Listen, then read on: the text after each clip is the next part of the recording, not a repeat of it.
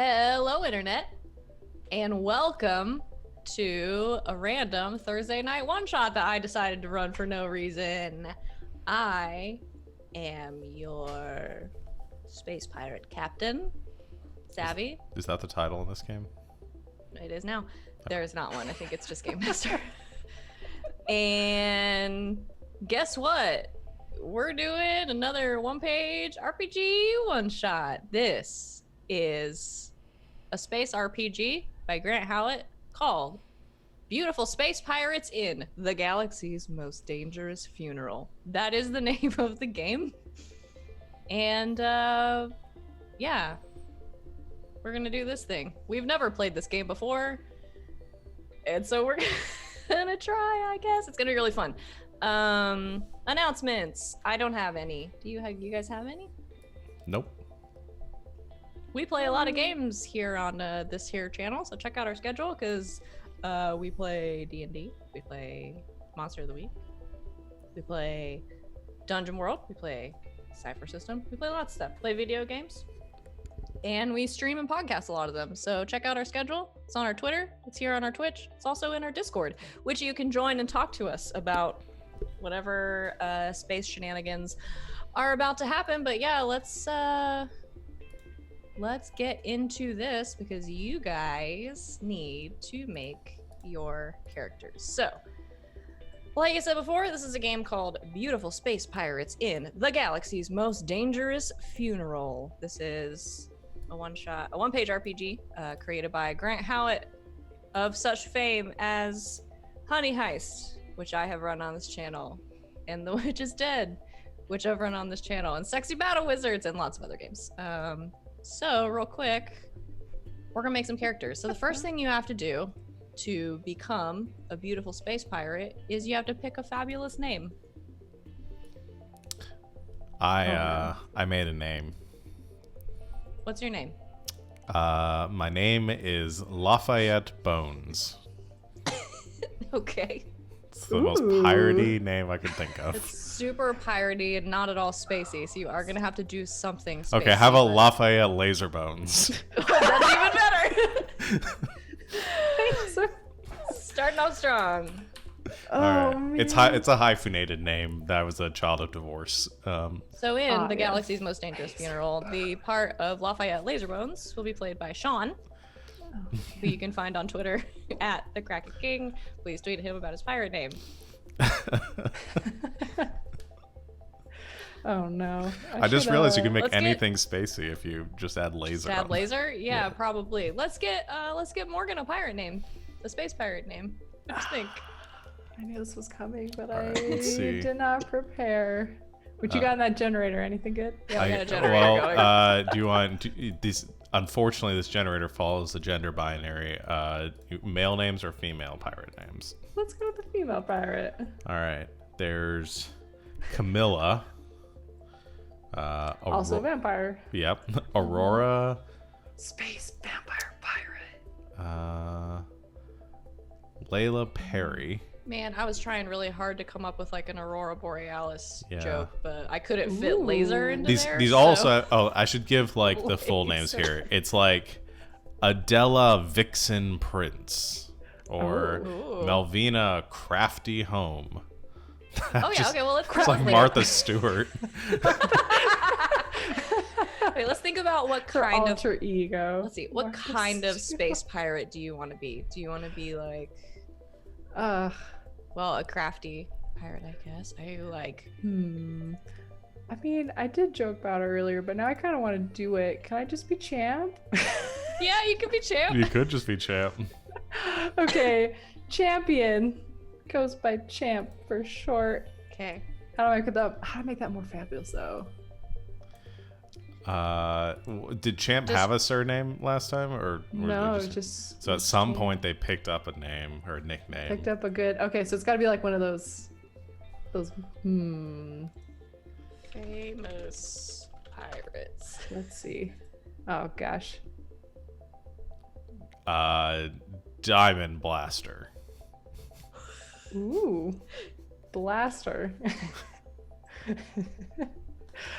Wait, are you saying that her name should be Champion Diamond Blaster? Yes. Let's go with it. I like it. Okay. All right. So, in the role tonight, in Beautiful Space Pirates in the Galaxy's Most Dangerous Funeral, we have Morgan playing the role of Champion Diamond Blaster. You can find her on Twitter at Mojo Tweets with an H at the end of Mojo. Yeah. Please tweet her about how good her bio name is. I like the idea that It's a some group like name. Champ got like super blinged out. Ooh. Is this like alternate universe Champ, or is this like Yeah. Yeah, like maybe instead of becoming a gladiator, they became like a space pirate. I love it. I love Okay. everything about it. Okay. Okay, great. Tell us what you look like. Specifically, tell us how amazing these 4 things are, because they're in the game. Oh. They're in the rules, so you have to have them.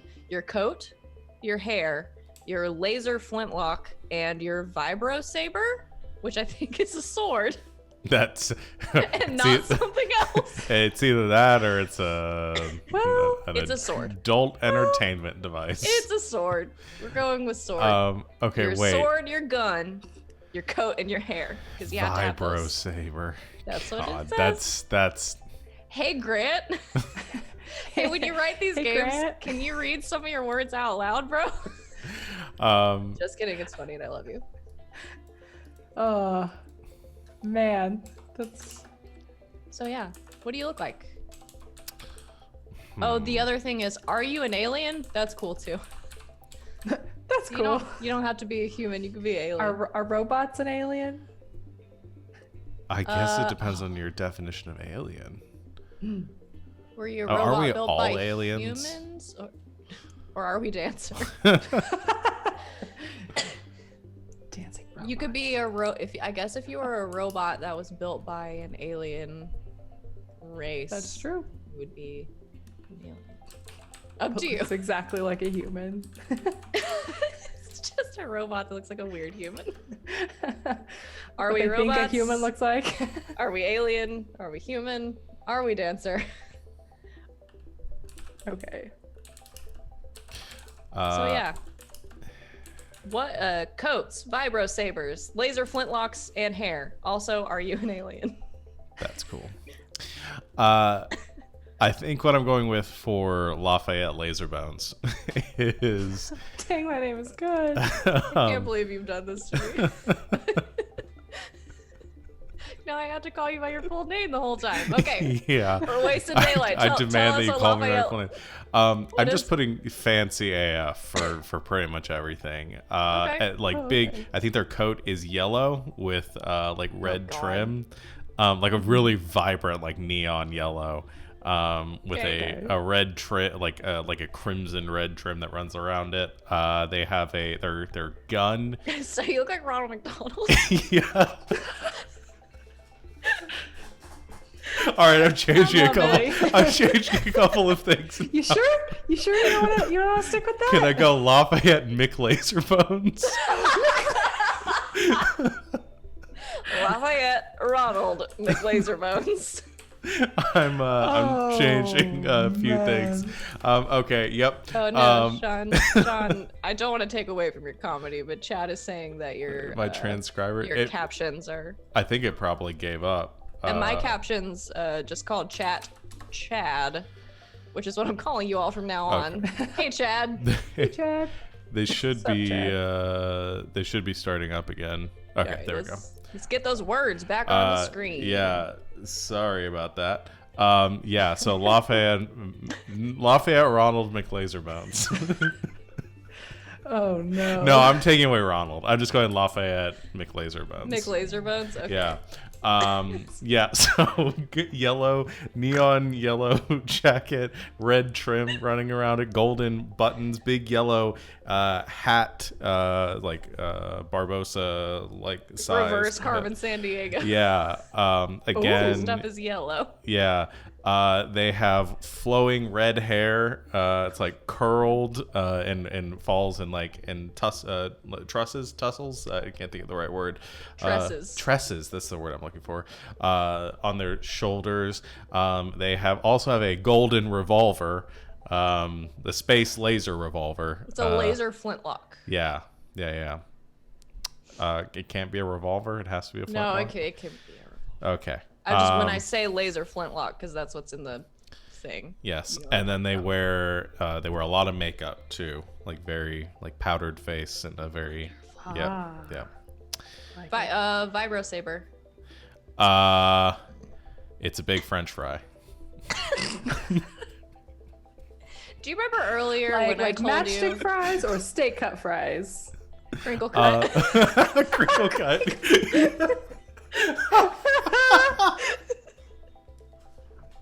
Yeah, it's a big crinkle Do you remember cut. earlier when you asked me, Sean, how silly this game was gonna be, and I was like, well, it's more like dashing rogues and like daring Oh, pirates. he's beautiful though. You were like, I'm gonna make literal Ronald McDonald in a Carmen Sandiego hat with a French fry sword. Yep. No, he's a beautiful, beautiful man though. Okay. Yes. Oh, that's so good. Morgan, what is... I already forgot your name. Champion Diamond Blaster. What do you look like? Let's wait. see. Before. Are you human? Oh. Lafayette Laser Bones? No. Well. Or are you Terran? Yeah, Are you an no, alien? I think they come. Actually, I'm thinking that they are not. They don't wear a lot of makeup. Their skin is just this like ethereal white color, with sort of a red tinted nose. Okay, you're a weird clown And ghost. Got very it. red. Yeah, they're very red. Why would you do this to me? They're very. It comes from a planet of one might call clownish looking people. Okay, so you're an alien. Great. Yes, a clown. Got it. alien. You can decide Oh, what no. you're called. Champion Diamond Blaster. What do you look? That also. Never mind. That's let's great. see. It's great, and I love it. So you're a robot. Robot with sort of like a fancy sort of cape, less of a coat, more of a cape. Hair is just like a mohawk in like a bright sort of like purple, like Okay. mohawk. So my question is, are you a robot wearing a wig, or do Yes. you have human components? No, I was gonna say it's probably a wig. That's wonderful. Let's see. Let's see, the gun. Mhm. I want to say it's like sort of heftier, almost like a sawed-off shotgun. Oh but dang! lasers. A laser sawed-off shotgun is very good. Also, yes.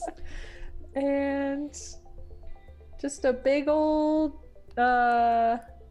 very big blade for that I am fibros. with like a big, like fuck off Buster sword. Yes, Like that. I made was of- trying to think of what those are made of called. lasers. Buster swords. Yes. Love it. great. That's what you look like. All right, now we're Yes. gonna. Oh, God, these are so good. Yeah. And This is a good game. We haven't played it yet, but I think it's good. Yeah. Oh, anything else for Champion Diamond Blaster, which is a good name. Yeah, I think taking on this Diamond Blaster has like some sort of like some epic like epaulette, sort of like big shoulder pad sort of thing that's Yeah. like crusted in like diamonds and stuff. Yes, love it. Hey, listen, internet, if you're not drawing fan art of this, what are you doing with your life? These characters are amazing. All right, so now we're gonna get to stats, which you Okay. guys can discuss and decide who. There's gonna be one thing that you're probably not very good at. So there are 3 stats in the game of Beautiful Space Pirates in the Galaxy's Most Dangerous Funeral. And I'm looking to see what they are because I don't have the PDF pulled up. Daring. Okay. Handsome, and vicious. Those are your 3 stats. So Ooh. how this works is you have to assign to your stats not numbers but dice. So you have a d6, a d8, and a d10. You will assign one of those each to one of your stats. So the d6 is something you're average at, the d8 is the thing you're good at, and the d10 is the thing you are great at. So each of those will get a dice. So when you roll that stat, that is the dice you will roll. The assumption being you can roll higher on a d10, so you're better at the thing. Okay.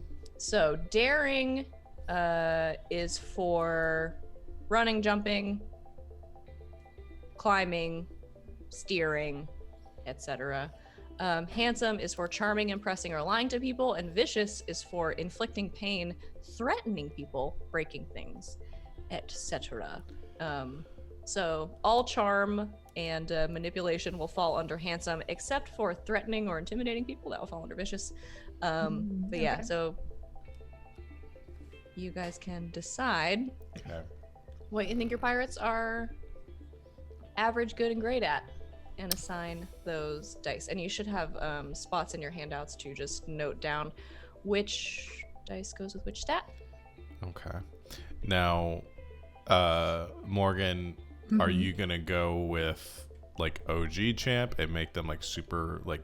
Do you want to do like vicious with yours or? Yeah, I like the idea of that. Like more of a Okay. fighter and scary. Because I was thinking Okay. I'd probably put my highest in. I don't want to do handsome because that's going to fall too much into when we did sexy battle Sexy wizards. battle wizards. Oh my gosh. So I think I'll do my highest in daring. Daring. Okay. Yeah.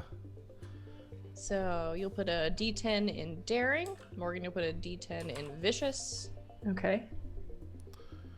So when I ask you to roll that stat, that is the dice you will roll. Finally, a one shot I didn't have to sit around and make macros for. Yeah. So you still have a D8, which is the thing you're good at, and a D6, which is the thing you are average at. Nothing you're bad at, because you're beautiful space pirates. Yeah. What do you think of your second stat? Maybe daring as Daring. well. Okay. I'll go with handsome for my second one then, and then Okay. vicious. Makes sense. He's a handsome guy. Yeah. Lafayette. Just someone, I'm sure. Lafayette. Lafayette McLaserbones. That sounds like a character out of freaking Sean, what is that game that we have? The Battle for Mount Skullsfire? Yes. Yeah. What am I thinking of? Yeah. Epic Battle Wizards. Yeah. Ah, yes. All right. Okay. So you have Okay, so we'll need those dice. yes, you need one of each. Okay. And only Yeah, Adam. one of each if you're gonna roll real dice. You're also welcome to roll and roll 20, whatever you find Yeah, I'm just gonna roll 20. more fun. I just like the sound that dice make, but I'm not rolling anything because I'm running this show. All right, now we're gonna get to picking your 2 abilities. So this game is sort of built around like vignettes. I'm probably not gonna do a very good job of distinguishing scenes because it is not a thing that I usually do in my narration style. So feel free to ask, hey, is this a new scene? I'm gonna try my best. But so for your first ability, you are going to pick one from this list. It is a once per scene. You can, and I'll run them down for Chad very quickly. Once per scene, you can determine exactly what an NPC wants right now, work out what an NPC is most afraid of, find a chandelier in a beneficial location, find a laser flintlock or declare that one malfunctions, which could be interesting, find a rope, rigging, or crane apparatus, find a window or airlock in a useful location, or tell us a useful fact about this alien's culture. Once per scene. So are all so each of good. you can pick one of them. You're welcome to pick the same one. They're not exclusive. I'll have to say, I was immediately drawn to find a chandelier in a beneficial location. Oh, yes. How can you not be? Yeah. Once Like- per scene, you can find a chandelier. But in a It says in a beneficial, beneficial location, like- meaning like that you could drop on someone that maybe you need like metal parts for. Maybe the lights are out and you usually fucking the need a light bulb, possibilities are like- endless. I Like, know. oh, And also, it's a go. space chandelier, so who yeah, knows? just the idea that like I'm fighting someone in a bathroom and then I reach into a cabinet and pull out a chandelier and hit him over the head. with Hit it. them. Yeah, it just says find a chandelier in a beneficial location. It does not say you have to use the chandelier for its intended purpose. Yeah, I'm gonna have to go with the chandelier. Okay. I think that Okay. fits Lafayette McLaserbones' style. This fool probably carries a mini chandelier I in his probably pocket, do. just like. Okay. All right, so note that down. Once per scene, you can find a chandelier at a beneficial location. Okay. I kind of like, well, a lot of these are really useful. Yeah. Yeah, that's why this is hard. And by a lot of them, I mean all of them. Because Yeah. one of them is like once per scene, you can just say, hey, your gun doesn't work. Yeah. Yeah, I kind of like that one.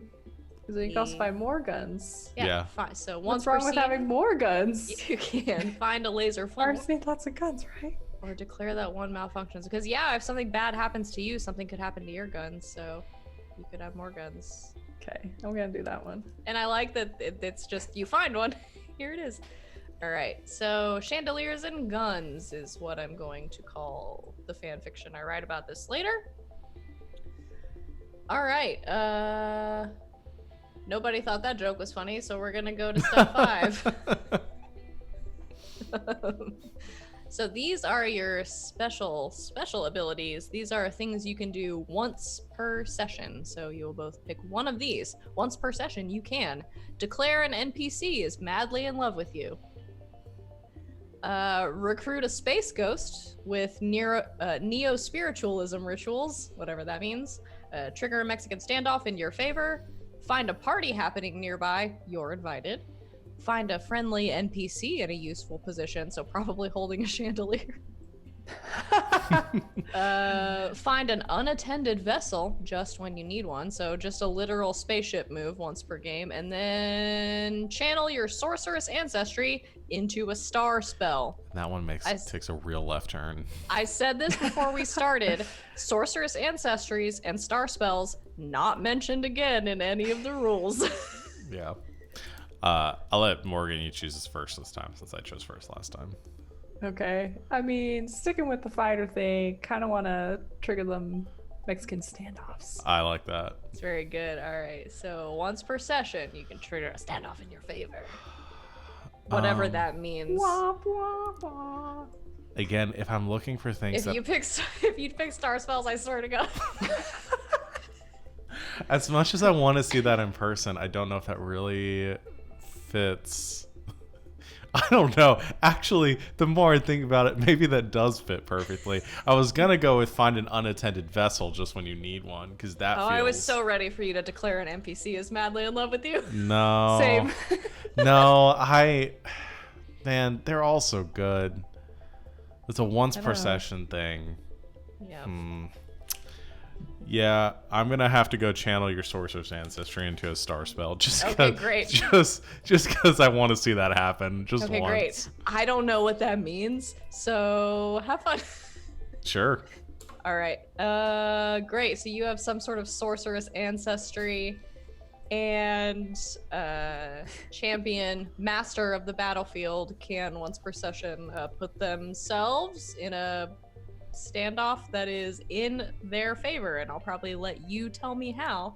Okay. So these absolutely have to come into play during the game, and if they don't, I'm gonna make up some like wild epilogue once everything is over and force you to use them because they're hilarious. Okay, last thing, we're gonna roll on the touchstones table. So when you make your character, you roll twice on the touchstones Do you have those? Because they're not on the table. Roll20. They are. I made a roll table just for this that you should be able to see under rollable tables called the touchstones table. Oh, perfect. So when you make your character, I you make see. these are people and things that you care for deeply. Oh. An important note: if you roll the same thing as another player, you share that touchstone. Some of these things are pets and family members. Some of these things are lovers and paramours. Some of them are robot butlers. Oh my gosh, these are so good. And you could theoretically share these with another player. And these do have a mechanical value that we'll talk about later. But so, you want to Alright. go back and forth? Or Sure. you guys just want to all roll at once? It doesn't matter. Okay. Because if you get the same thing as somebody else, you share it. Okay, Sean, you just- go. All right, So I'll go. good. What I get? Yes! A beautiful space prince.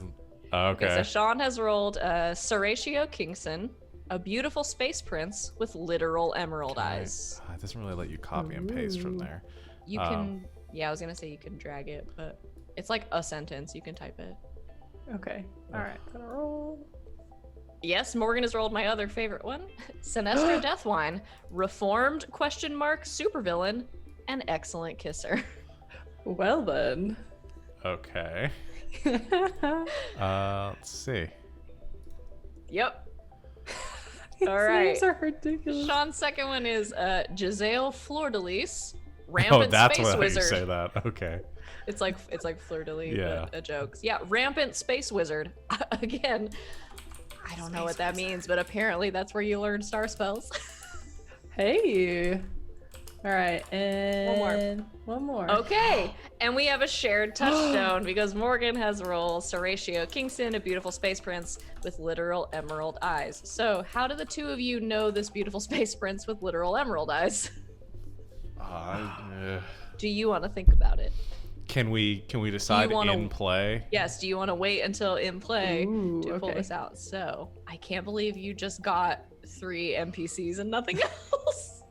Yeah, were there other options that weren't some of the NPCs? others are so there, good. Yeah, there are other options. So there is, for example, Terpsichore's Vaunt, a star skimmer that's been in your family for generations.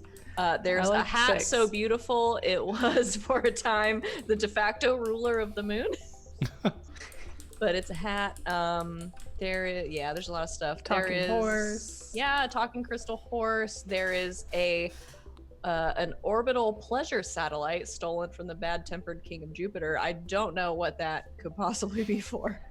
And Cannot then be connected to the vibro sabers.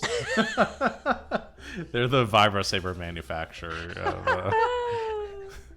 but yeah, some of them are computers, some of them are more NPCs, but you just rolled 3 NPCs. Great.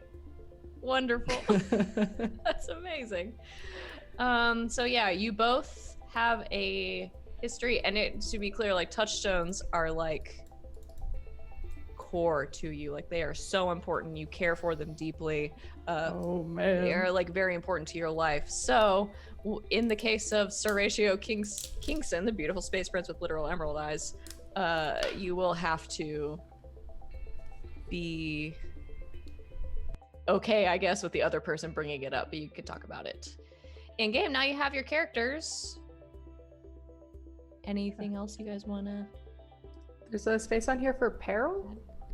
Yes, so peril, let's talk very quickly about how the game works. So when you attempt a risky action and the outcome is in doubt, so when you want to do stuff, I will tell you to roll either daring, handsome, or vicious. You roll the appropriate die, and you're trying to beat the task number, which is essentially the difficulty that I will set for you. I will tell you what it is ahead of time, so you know you have to roll on the dice. If you roll equal to or higher than the task number, you do it, and it's very good. If you roll lower than the task number, essentially what happens is the task number is lowered by 1, and you add 1 to your peril. So you keep track of your peril, because if you ever roll less than or equal to your peril, you are considered in danger and you cannot act or do anything, and your friends have to save you or you will meet a terrible fate and probably die in deep space. So Got it. that's how the game works. I'll tell you the number you have to roll. You roll the dice for that stat. If you roll equal to or greater than, you're good. If not, we'll deal with your peril. If you are in danger, this is where touchstones come in. You can lose one of your touchstones forever. Get out of danger and reduce your peril to 0. You have to narrate a tearful farewell scene. This also applies to touchstones that you share with other players. You can do this. If a shared touchstone is lost, all characters who share it reduce their peril to 0, and the touchstone is lost to everyone. So be careful with your Emerald Space Prince. Is what I'm saying. But that's how the game beautiful. works. I have a question. How would we roll a 12? A 12? Yeah, a grand endeavor. It says the task can be anywhere between 1 and 12. I don't know. Uh-oh. Grant. I don't think so. I think probably those should be shifted to like 2, 6, and 10. So there is a an example table of a trifling or momentary concern, you roll a 4, a challenging or extended task, you roll an 8, a grand endeavor indeed, you roll a 12. But there's nothing in the rules about adding things to your rolls, so I'm going to change those numbers to 2, Well, I 6, guess and 10 respectively. There's you can lower the target number by adding one to your pair. So I guess you can only accomplish those tasks if you. Yeah, so that is essentially the way the mechanic works is you can do a thing as many times as you want, because every time you do something and fail, the task number is reduced by 1. That being said, every time you fail at a task, your peril goes up by 1. So essentially you're taking that from the task number and adding it to your peril. So you could do a thing, fail twice, get it down to a 10, and then roll a 10 and succeed. I'm imagining So that something being that's a 12 means that you'd have to make multiple attempts. you're in going order to try a fail couple to do it. times. So we Okay. can leave it that way. That sounds more interesting. Yeah. I mean, if that's the way that the game's written, might as well. Yeah, there's play not a that whole way. lot of explanation, obviously, because it's an RPG written on literally 1 page. But Mhm. okay, All right. Okay. any final questions? So yeah, you literally can't roll higher than a 10 to Okay. answer your question. Okay, then let's play a game. I'm gonna do a music change up. This has been our fun. Let's see. That's really fun, and I'm not gonna change it because I like it. Okay, I'm gonna turn it down a little bit. All right. And we begin.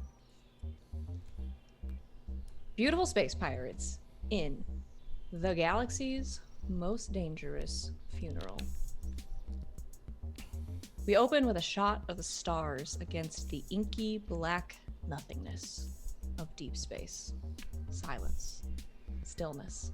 For just a moment. Then a ship goes zooming past. We turn and follow that ship toward a small but bright orange planet off in the distance. As we close in on this lone vessel, we see the name of it painted slapdash across the hull. What's your ship called?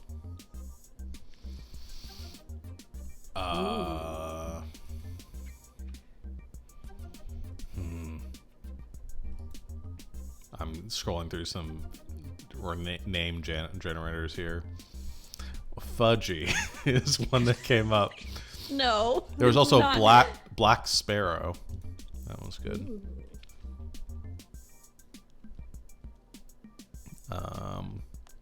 Big Mama. Oh, that's a character from Tokyo Ghoul, so we're not doing that. Okay. That's all I'll think about Shoot because it's everything all we've been down. watching. I didn't shoot anything down. Uh, I thought Black Sparrow was good. That's not my ship, so I'll be quiet. Yeah, Black Sparrow's cool. All right, Black Sparrow. The Black Sparrow or just Black Sparrow? Just Black Ooh. Sparrow. Yeah. Black Sparrow. White Shadow. You guys ever watch a little movie called Turbo? All right, so Black Sparrow painted across the hull. As it quickly approaches this little planet, the crew inside prepares for landing and for a funeral. Your crew was notified a few days ago that the great space pirate general Balthazar Germain, a legend among beautiful space pirates, had written you into his will before he died, and you were invited to the funeral at which there will be a reading of said will.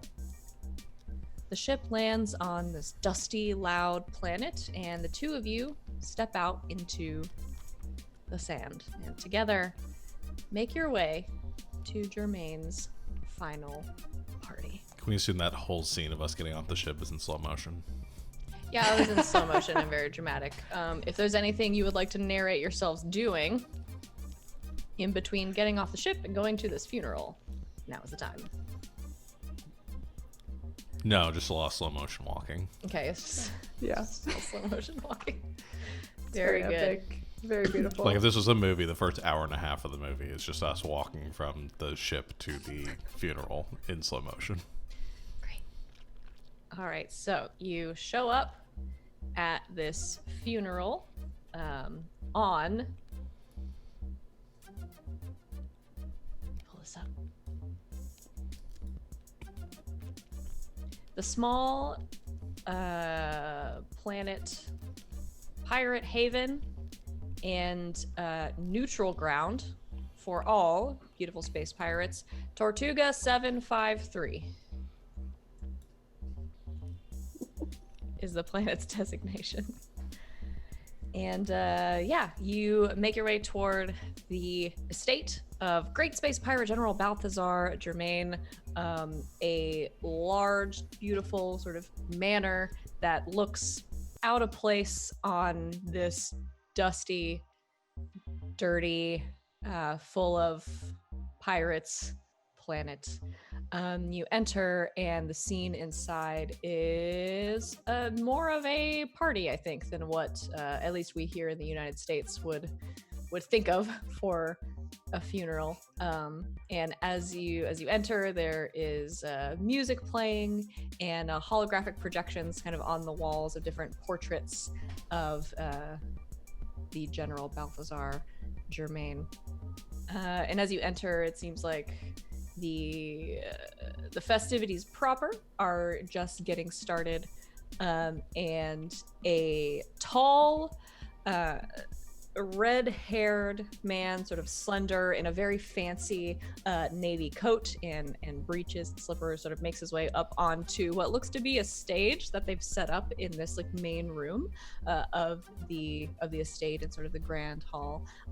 You recognize this man, this pirate, as it were, as the intrepid Seamus Kennedy.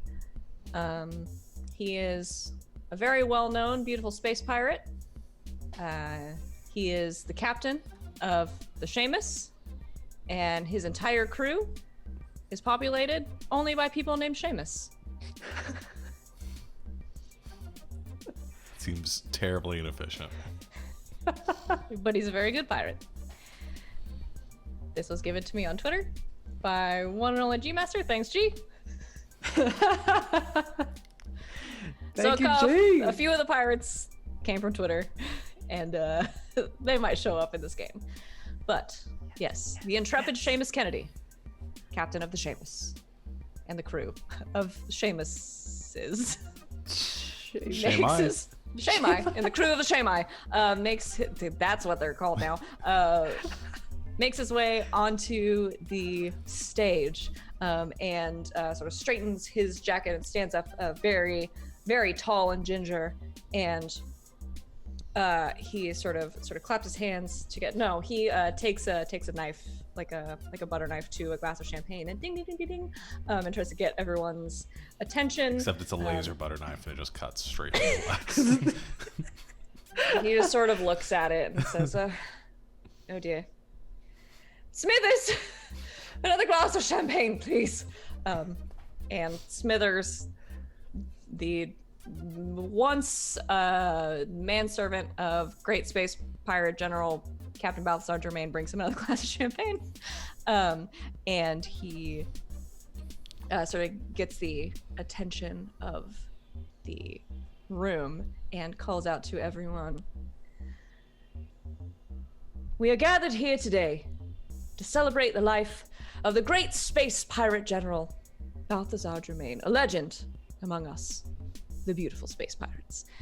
But before we drink to the general, we must divvy up the booty he left behind." And he looks off stage and says, "Smithers, the will." And Smithers sort of comes out again. This is a very harried, sort of older man who thought he was free of this terrible job, but turns out he's not.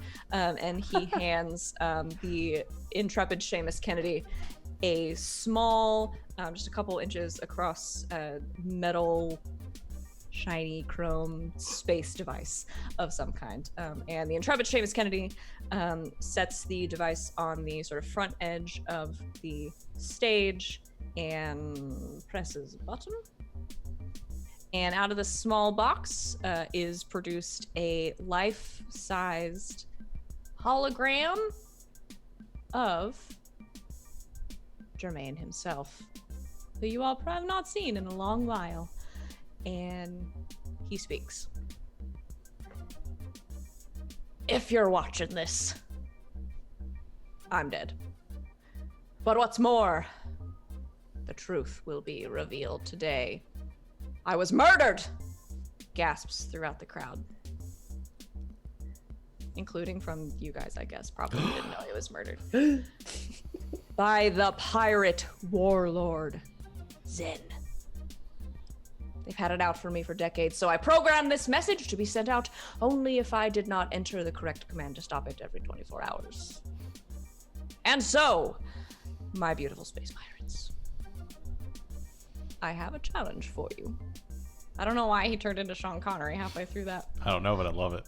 Whosoever avenges my death and assassinates Zen will inherit my entire fortune, including my ship, the Harsh Mistress herself. Another Twitter name for a ship. Thank you so much, Twitter. Godspeed. And best of luck to whoever wins. I would not want that target on my back. And he snaps dramatically, and the hologram disappears. And chatter begins throughout the crowd of beautiful space pirates that are here.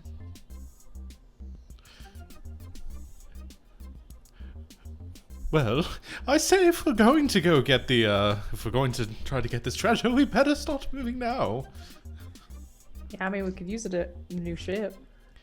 Yes, before the rest of them leave, we should go while they're still talking, right? Move quickly towards the door. Yeah. Yes. Yeah.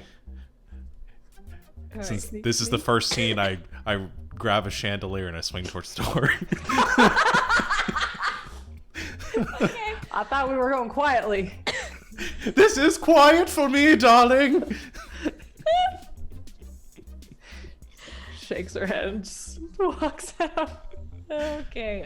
So yeah, as you do this, I think you're sort of swinging on the chandelier. You have to roll to actually swing on the chandelier. Actually, my goal for this is to like cause a distraction by trying to like do one lap around the room swinging from the chandelier like while I'm waving to people, giving champion enough time to get out the door, and then I want to come swinging around towards the front door, letting the chandelier crash behind me, blocking the exit, so we can make a run for it and seems like a daring roll. trying to sabotage from the get-go so we can get a head start on the competition.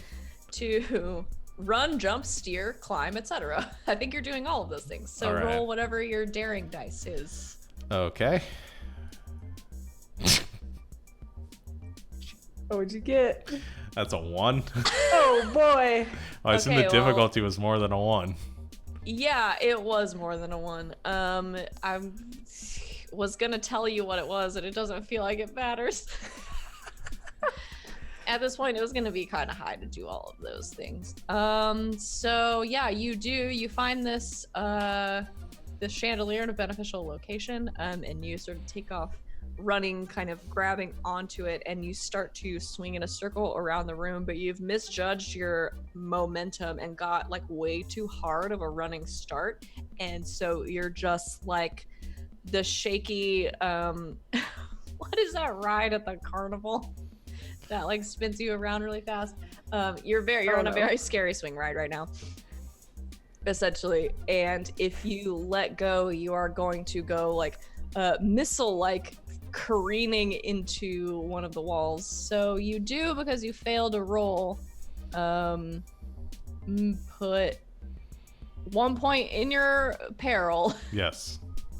And I'm gonna say the target number was 6. So if anyone wants to try to do it again, it's now 5. But you are kind of, you're careening around the room on the chandelier, kind of in circles, too fast, I think, to judge if you let go where you're going to land. Yeah. I have a follow-up to try it again, but if Cham wants to do something, you're more than welcome to. Champion Diamond Blaster, would you like to do something? is just gonna like point her weapon and like wait for the perfect timing of the chandelier and just like shoot it off so it goes flying. Yes. At the right angle Yes. of what he was going for. That's perfect. That sounds great. We'll say break object, so we'll say vicious. These Vicious, all stupid right. space chandeliers. The task number is, I'm gonna say it's very good at this. Is it the feel same like- number as it was before, or is it? Well, this is a different task. Oh, Oh, okay. I'll say a 5. Okay. I got a 50-50 shot. I rolled a 7. Okay, Nice. then you do this thing. So yeah, it works. A champion trains their laser flintlock on or your laser shotgun on the wires that are holding the chandelier up, and very calmly at that perfect time moment fires a single laser shot, and it severs the ties for the chandelier. Lafayette, you go flying toward the door. excuse me, Lafayette. Who? Lafayette McLaserbones, you go flying toward the door because you wanted to block the door off with the Yes. chandelier. And I hit the ground with Correct. a perfect somersault, landing on my feet, and go running out the door. Of along course. with champion. So yeah, so you're waiting for champion sort of you do this sort of from the doorway as kind of a last very dramatic. You walk out very dramatically, turn like- around, Flips the cape behind Yeah.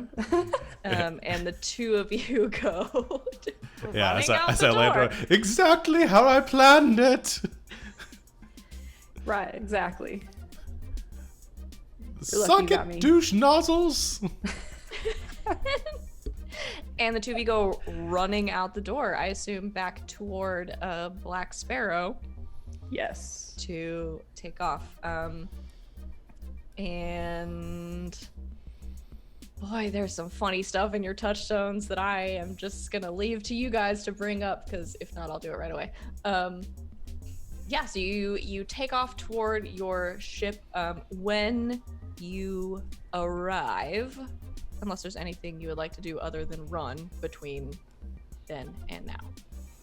Well, I think knowing that, what was his name, Zen? Yes. That knowing that he's sort of a villainous pirate, maybe champion would get in touch with their I don't know, friend, maybe closer than friend, Sinistra. Okay. Sinistra Deathwine. Yes. Reformed? Question mark? Supervillain. Yeah, she An excellent seems. She kisser. maybe used to run in those crowds. Maybe she knows Okay. How can how to get to you- Zen. Great. I love it. How do you contact her? As we're sort of taking off, I mean, I'm assuming we don't know where he is. That he's just. You know a couple of things about the pirate warlord Zen. Yes. If pirate you're taking warlord. notes, which no one should I be, am taking notes. that is spelled Xen. Oh. Know two things about them: their ship and their sort of like home base or like haven. I think this is like a little bit of like a legendary figure. I think at least recently. So their ship is called the Executioner, Okay. and they are based in a place called Bonnie's Rest, which you know to be it's sort of a mostly uninhabited planet where they've kind of built up this like pirate fortress to like hide all of their stuff. Do you know where either of those things are? I don't know. But you know what they're called, and you've probably heard of them. Okay. That is Bonnie, like Anne Bonnie. Don't look at me like that. Okay. Okay, so would call Sinistra up on our space telephone. Great. You Skype her. Beautiful space pad. Yes, Skyping. Okay. Space yeah, time. So you. Space Oh, time. space time is so good. Oh. Yes. Okay. You. So you pull up your space iPhone that you have, and because you can't get this on Android, which is hilarious because you're a robot. Yep. Well, it was hilarious to me. Sean's making a lot of faces. I'm I gonna was just. laughing. I'm gonna cover up your window with something. I feel like you're judging me. I'm joking. So you space time, Sinestra Deathwine. God, that's my next D&D character. Hey Grant Howitt, pretty I will good. pay you to let me use that name for a D&D character on your space phone in the ship, and she answers. And I think, what do you think Sinestra Deathwine, reformed maybe supervillain and excellent kisser looks like? Ooh. Let's see. She's like, she definitely wears like all black. Yeah. And kind of like leather boots, like up to her thighs, and like has sort of like one of those weird little like half shoulder cape things. Oh, she's like a Yes. vampire. Yes. Yep. Great. and She's then a she's space. got, like, She's a space long- vampire. Yeah, she's a space vampire, and she's got like long, like white hair. Yes. Amazing. All right, so Yes. she shows up on the on your screen on Spacetime. I wasn't joking. She is a literal space vampire, and she's so wearing all black, thigh-high boots. This sort of long, like dramatically, sort of anime, like always flowing slightly, even when she's inside. Kind of white hair and just like little pointed things. And she shows up on the screen and says, "Oh, hello, darling. It's been a while." It has, maybe a bit too long. So, we're out to get Zen. Oh, I know you've interesting. had tussles with him and might have You could some call sort of them that. scandal. Score to settle. Just wondering if you wanted in and can maybe give some more information on him. Possibly. She says, "I'm gonna have you roll handsome." Handsome! I'm a handsome prince. Space pirate. Yes. Not that handsome. Alright. Oh, that was pretty good. 5. That's enough. I keep thinking the task number in my brain and then not saying it out loud. I was gonna say. Oh, should I like wait until you say what it is before No, I roll? you're fine. Okay. I was gonna say a 4, and then it seemed like more than a momentary concern, so I was gonna say a 5. So you rolled a 5, so it's fine. Yeah, so I think she sort of puts a hand like dramatically to her chin for a moment, thinks about it, and then looks at you with her bright red eyes that I just decided she had, Yes. and says, "I think I can help. What is it you want to know?" Well, we're looking for where he's at. We hear he holds up in. Wait, is Bonnie? Aunt Bonnie? Yes. Holds up in the Bonnie, but we don't know exactly where that is. You know, pirates and their secret locales. Lucky for you, I track his movements. It's very dangerous, especially killing Jermaine and all that nasty business. Pity you couldn't make it to the funeral. Was it fun? It was a riot. Saw people having a good time. We brought the house down. Who is that? Oh, I forget you all have met. This is Lafayette Lafayette? McLazerbones. Wonderful coat, darling. Thank you. Love the fangs. Most of the boys too. So, I've dear. been tracking this. This isn't Sexy Battle Wizards. We gotta get out of this hole. This whole thing's getting way too sexy. Way too sexy. much. Morgan made it too sexy. I mean, with a name like Sinistra Deathwine. How could you not? I've been tracking his movements for quite some time. He's a danger to all of us, really. So, I'll send it over to your ship. Still on the little Sparrow, are you? Now, but we're angling to get something a lot fancier. Right. Well, if you do find Zen, call me again. I might be able to send backup. We'll see. We would be honored to have any help from you. Lovely to hear from you, champion. Call me soon.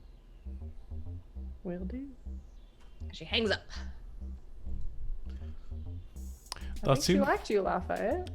It seems so. Most people do. Seems like that was promising.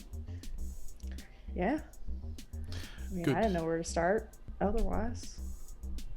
Well, it seems like we should get a move on before the others get past that chandelier. That was a good joke about bringing down the house. Right. You should be like a comedian or something. Don't get started. And the rest of the session is just Lafayette Laserbones pursuing his comedy career.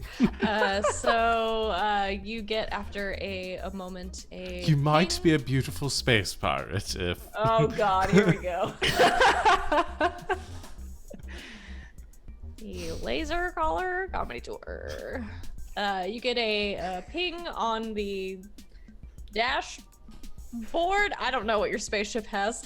Sure, Tom-tom. yeah. Your Tom-Tom. Space Tom-tom. Tauntaun.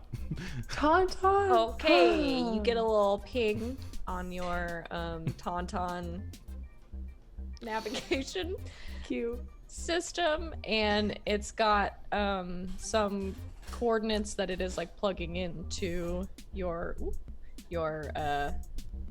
navigation system, as well as two little emojis, one of a bat and just one of a winky face.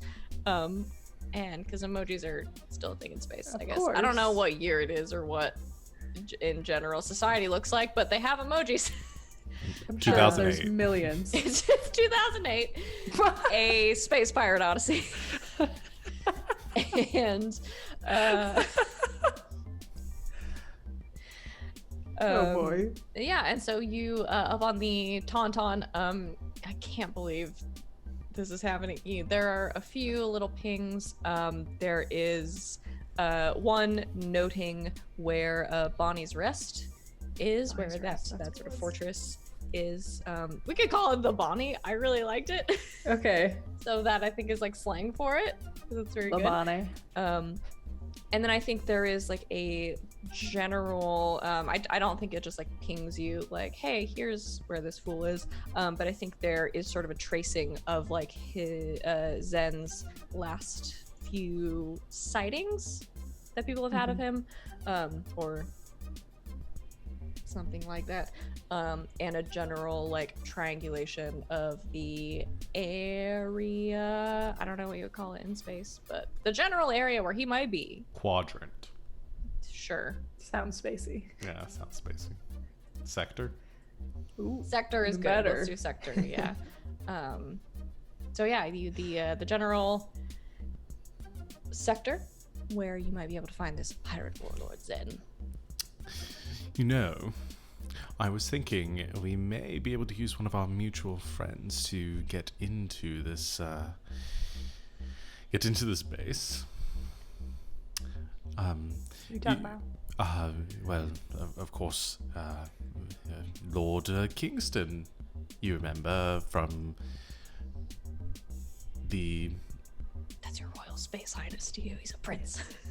Lord, His Majesty, Is it Matt? Oh yeah. from the thing with the pelicans and the water planet. Oh yeah, that was messy. Yeah. Anyway, I think he owes us a favor, and maybe I know he has some smuggling contacts. Might be able to get us in undetected. That's smart, because I'm sure Zen's gonna be on high alert. I'm Right. sure he's had pirates there at the funeral. And especially now with everyone gunning for him, I'm sure all his armadas are going to be swept up and trying to keep everything safe outside and keep everyone at bay. We can just sort of zip right in underneath the radar and take care of it. Yeah, I like the sneaky approach. Sure, old Emerald Eyes could help us out. Yes, yeah. We can. I'm sure we can make him persuade him to our cause.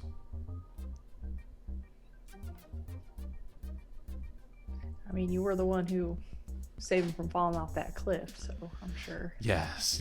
Like I said, the pedicans were vicious. Nasty buggers. Yes, Flying rats. but delicious afterwards at the barbecue. Are you guys confusing pelicans and seagulls? No. No. Okay. There's the Spaces version of seagulls. The It's space pelicans. the space version of seagulls is pelicans. As big as horses, those ones. I'm sure they tasted great, but I can't. Oh, yes. Well, yeah, of course. Yeah. Well, I think his home planet, kingdom, whatever it might be, is in that direction, and we could just stop by and say hi. Yeah, quick pit stop.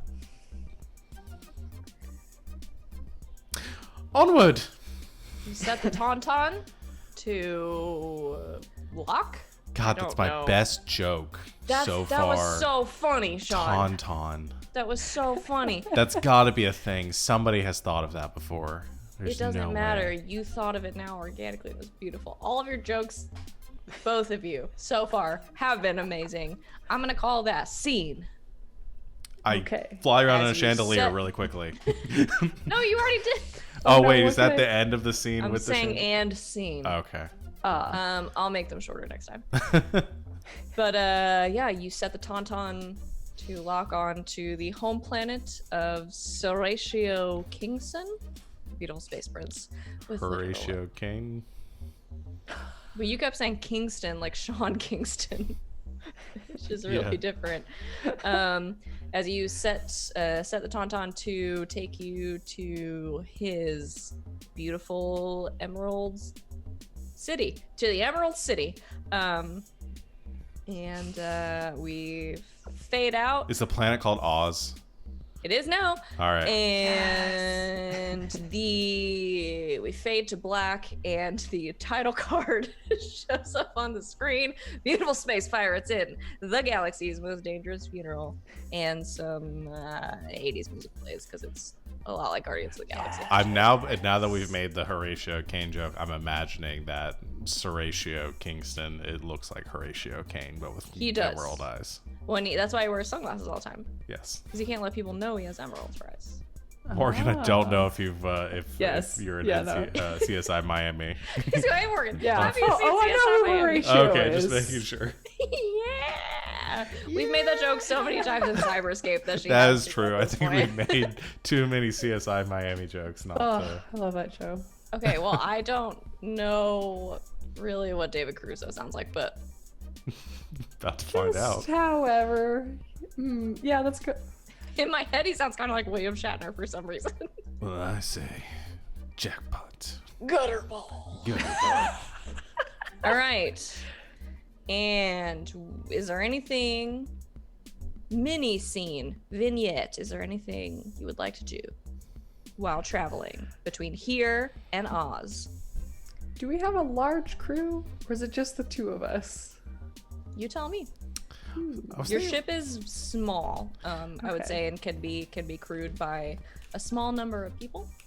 Yeah, I was thinking it was just the two of us and whatever cheeky AI system runs the ship. Ooh. Tauntaun? Tauntaun. It just like roars at you, and you're supposed to interpret it into words. It doesn't actually give directions. It's like when you're coming up on a left turn, it's just like. You just distinguish between its different roars. And specifically, this one is Tawny Wahlberg. Yes. No, too much. It's your canon. It can be called whatever you want. Donald Glover. Oh, that's pretty good. Maybe it's just because I like Donald Glover better than Tawny Wahlberg. All right. You could call it whatever you want. So No, yeah, I let's do guess so. Tauntaun. It's the two of you and Tauntaun. Yeah. Sounds good. Okay. Do you have any snarky conversations with Tauntaun? You don't, because it mostly just growls at you. But you can talk to it if you want. Or each other. You can also talk to each other. That's a thing. I'm just like realizing I never, during that scene, I didn't find any laser flintlocks. So, I missed my chance. Darn. You get him next time. Just opened up a crate in the back of our ship and was like, oh, we have all these guns. A gun. You do, because this is technically a scene, I guess. Perfect. We're going to need So all is of your- these. Responsibly taking inventory, because you did just leave a literal pirate planet, so you probably want to make sure nothing was stolen. Nothing stolen, but yeah, you sort of just cracking open crates of things that you have on your ship that you haven't stolen yet. I don't know. What do you guys steal? You're pirates. You probably steal stuff. What do you have? Ooh. Very expensive plants. Mm. Okay. And high-end garden decorations. For the discerning and evil gardener. Yes. You have okay. So champion, you pop open a crate of some nightshade. Yes. That you've been transporting, and just sort of laying on top inexplicably, you don't know how it got there, is a gun. Forgot that this is where this ended up. Be good to give this to Lafayette. Hey Lafayette, are you good at shooting? Not particularly. Alright, well you should probably take this just in case, and like tosses you the Oh, gun. thank you. I mean, It's, we do have to off this guy. I do have my own. But this one is a dark and shiny violet metal that gives off a strange iridescent green glow. All right, I'll keep it then. You found it in poison flowers. I don't know. Maybe it's a poison gun. It might be a poison gun. Mark poison gun I like in it. your inventory. Don't have an inventory. You do now. Add an inventory. Just write down that you have a maybe poison gun, because now you do. Now I'm just gonna give you strange guns every time. Okay. Sweet. You can Guns take it for back if you days. want the weird poison gun. Nah, I mean, I know you got that one on your hip, but it kind of looks more ceremonial, to be honest. I mean, it works. It. Oh, it's off right now. Oh, darn it! The battery isn't charged. I should probably plug that in. Yeah, that might be nice. I charged my Yeah, your gun is super dead. eye gun. You haven't charged it in like 4 days. Yeah. All right, and You we're find there. a chandelier somewhere, or do we end scene? Yes. We get in a very short chase, and I dodge. I throw a chandelier off the back of the ship.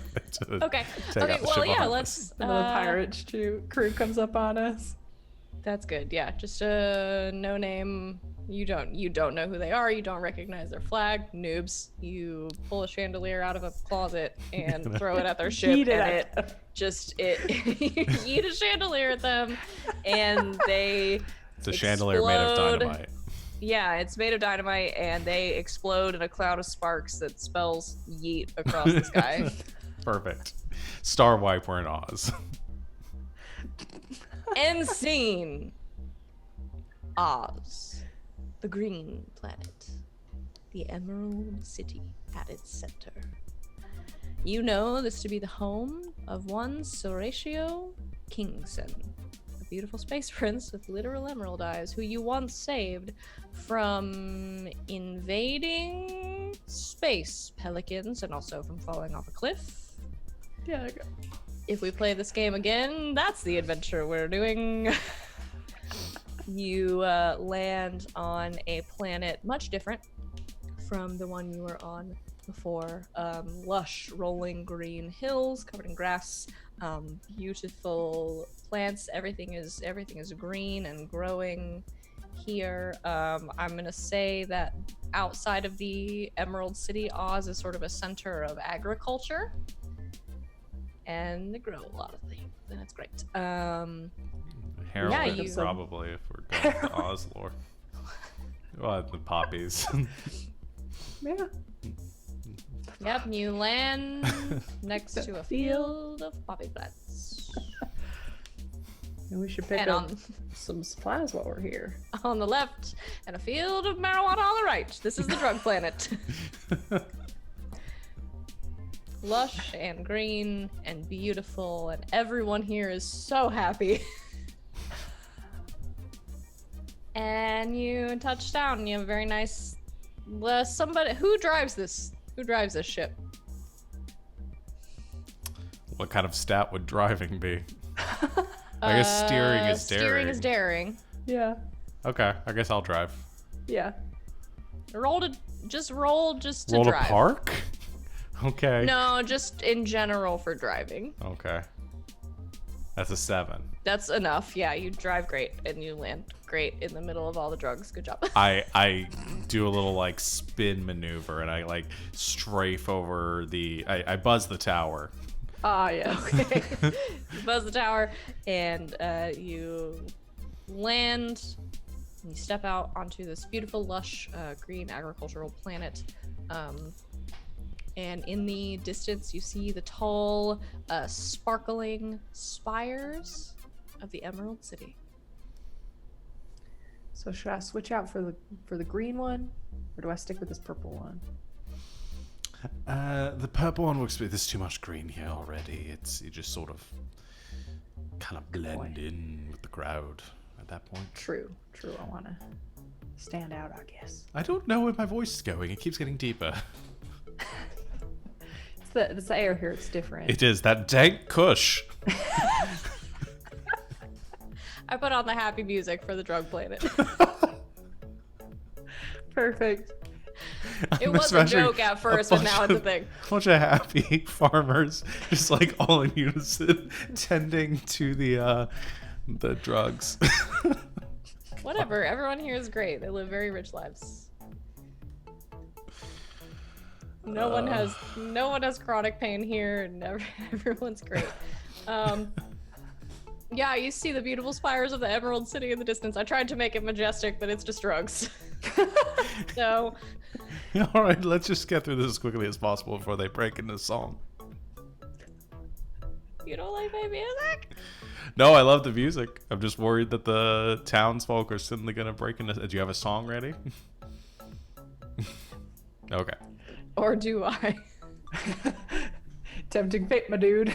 All right, you make your way toward the Emerald City, reaching the giant emerald encrusted gates. It's not all emerald. Some of it is clearly this like green crystal that sort of like shines in the sunlight. So it's not just like all emeralds all the time, but it's all very green. So yeah, you make it up to the gates. And they're closed. Oh God. Is there a tiny window opening about 20 feet up with a mustachioed man? Hello. After a moment, no, it's more like a very, very large portcullis. There's bars, and you can see through sort of into the city. And I guess you've both been here before, so you know what it looks like. A beautiful city, cobblestone pathways, but at this gate there is a guardhouse sort of off to the side, and a guard comes like very slowly, marching out with his spear that has a laser at the end, because this is space. I was like, we're getting And too says- fantasy here. There's a laser. Yes, can I help you? We're here to see the prince. Hey, he's gonna wanna see us. We have something to discuss with you. Are you on the list? Oh, darling, I'm always on the list. Don't you remember us from the pelican The incident? pelicans, yes. I would have somebody roll for handsome Handsome. to charm or might be better if that impress. was you. Yeah, This isn't Slightly a better lie. than me. Yeah, I was gonna say this isn't a lie, because the pelican incident did happen, I guess, here in the Emerald City. They were trying to eat all the flowers, maybe. All right, what's Oh, the no. target number? Crops. The target number for this is 4. Okay. That's another 7. GG, you do this. Yeah, he sort of looks at you, and he kind of acts like he's gonna go back with his laser spear walking stick to get the list. And you tell him you're always on the list, and you mentioned the pelican incident. Do you not remember me? Lafayette McLaserbones And I think a look of and Champion Diamond Blaster. and then he looks between the two of you, and at the just at you. Yeah, I was gonna say, like, at this specific thing that makes you you, but you both are really just you, aren't you? So Just really yeah, lean into the it. diamonds and the colors and just the general stuff. And I think a look of recognition crosses his face, and he opens the gate for you. All right. Are you going to announce us? Or? I'm a guard, not. We'll just make our way there then, No, unceremoniously. they'll announce you once you get to court, but you gotta walk all the way up. Got any quicker way to get up there? Any sort of like scooters or something we can borrow? Well, after the incident, we did sort of try our hand at taming some of the pelicans. Ooh. I can't imagine that went well. It's actually not bad. And you hear, I don't know what sound a pelican makes, and I just realized that. You hear that sound There you as flying overhead Pterodactyl. in a flying V formation. 3 Emerald City sky generals in their glinting green armor and their helmets with feathers on top fly overhead on their war pelicans.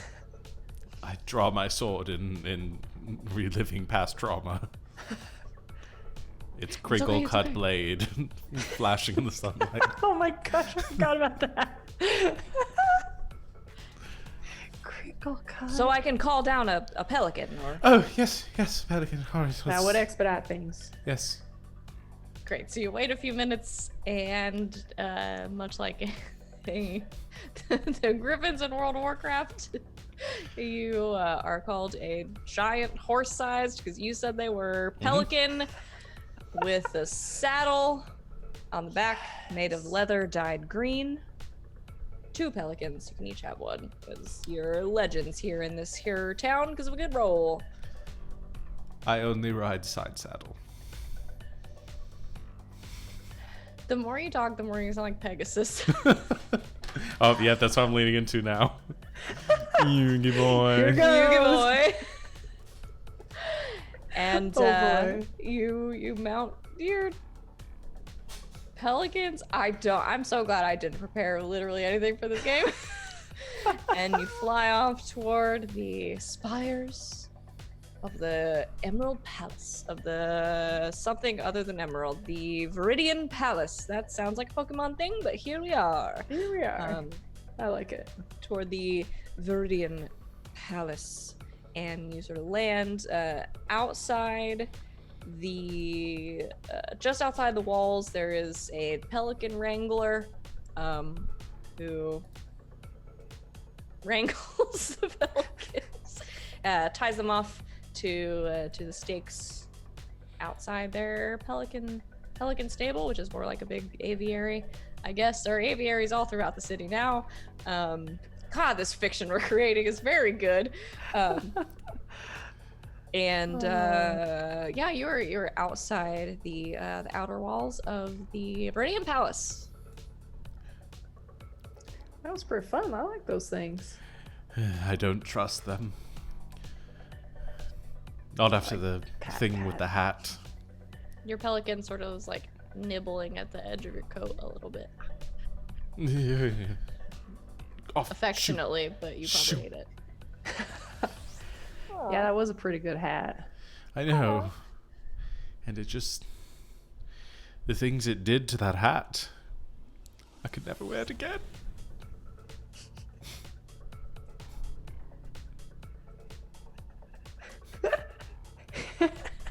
And scene. No. Sergio! Yeah, so Yes. you're outside the palace. I just start loudly calling out for Seracia, walking around wherever we can get to. Yes. Okay. Yeah, I think you're in the courtyard of the Viridian Palace. And you just start yelling. You know what? Roll for handsome? Okay. Seracia, we're running out of narrative here. We need to get the plot moving. What? No, we're not. I'm just joking. Oh man. Well, that's a 1. Yeah. Which, no. which is equal to my Oh. current peril. Oh, you're you're in danger. I forgot you're in peril. Okay. Oh no. You're in danger. So you are championing. You watch Lafayette Laserbones walking around the courtyard, just sort of like yelling for Seracia, darling. And a couple of guards sort of very quickly in their glinting emerald green crystal armor sort of walk up to you and are like, sorry, you have to leave. And they are sort of grabbing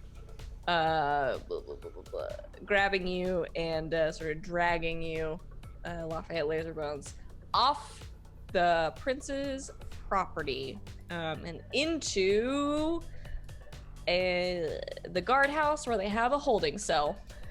Oh no. I'm going to assume that you rather stuck. save me than me sacrifice Seracia right now to Yeah, lower my no, peril. let's not. So you're in danger. Because that would be the so- funniest thing to see Savannah try to narrate right now, is how we get a tearful goodbye with Seracia. To Oh, resolve I this. don't narrate it. You narrate it. I narrate Oh, it? Oh, we If do. you're getting rid of a touchstone, you do interesting. this thing. Okay, well, either way, I go, hands off me, I'm here to see Seracia. Okay. We heard as they shove you into the cell. Champion, you see this happening. But Lafayette Laserbones are currently in danger and you cannot act unless you are saved. Do you not know who I am? Okay. I wanna grab maybe wait till after they've left and sort of grab a pelican and try to bust my buddy out of there.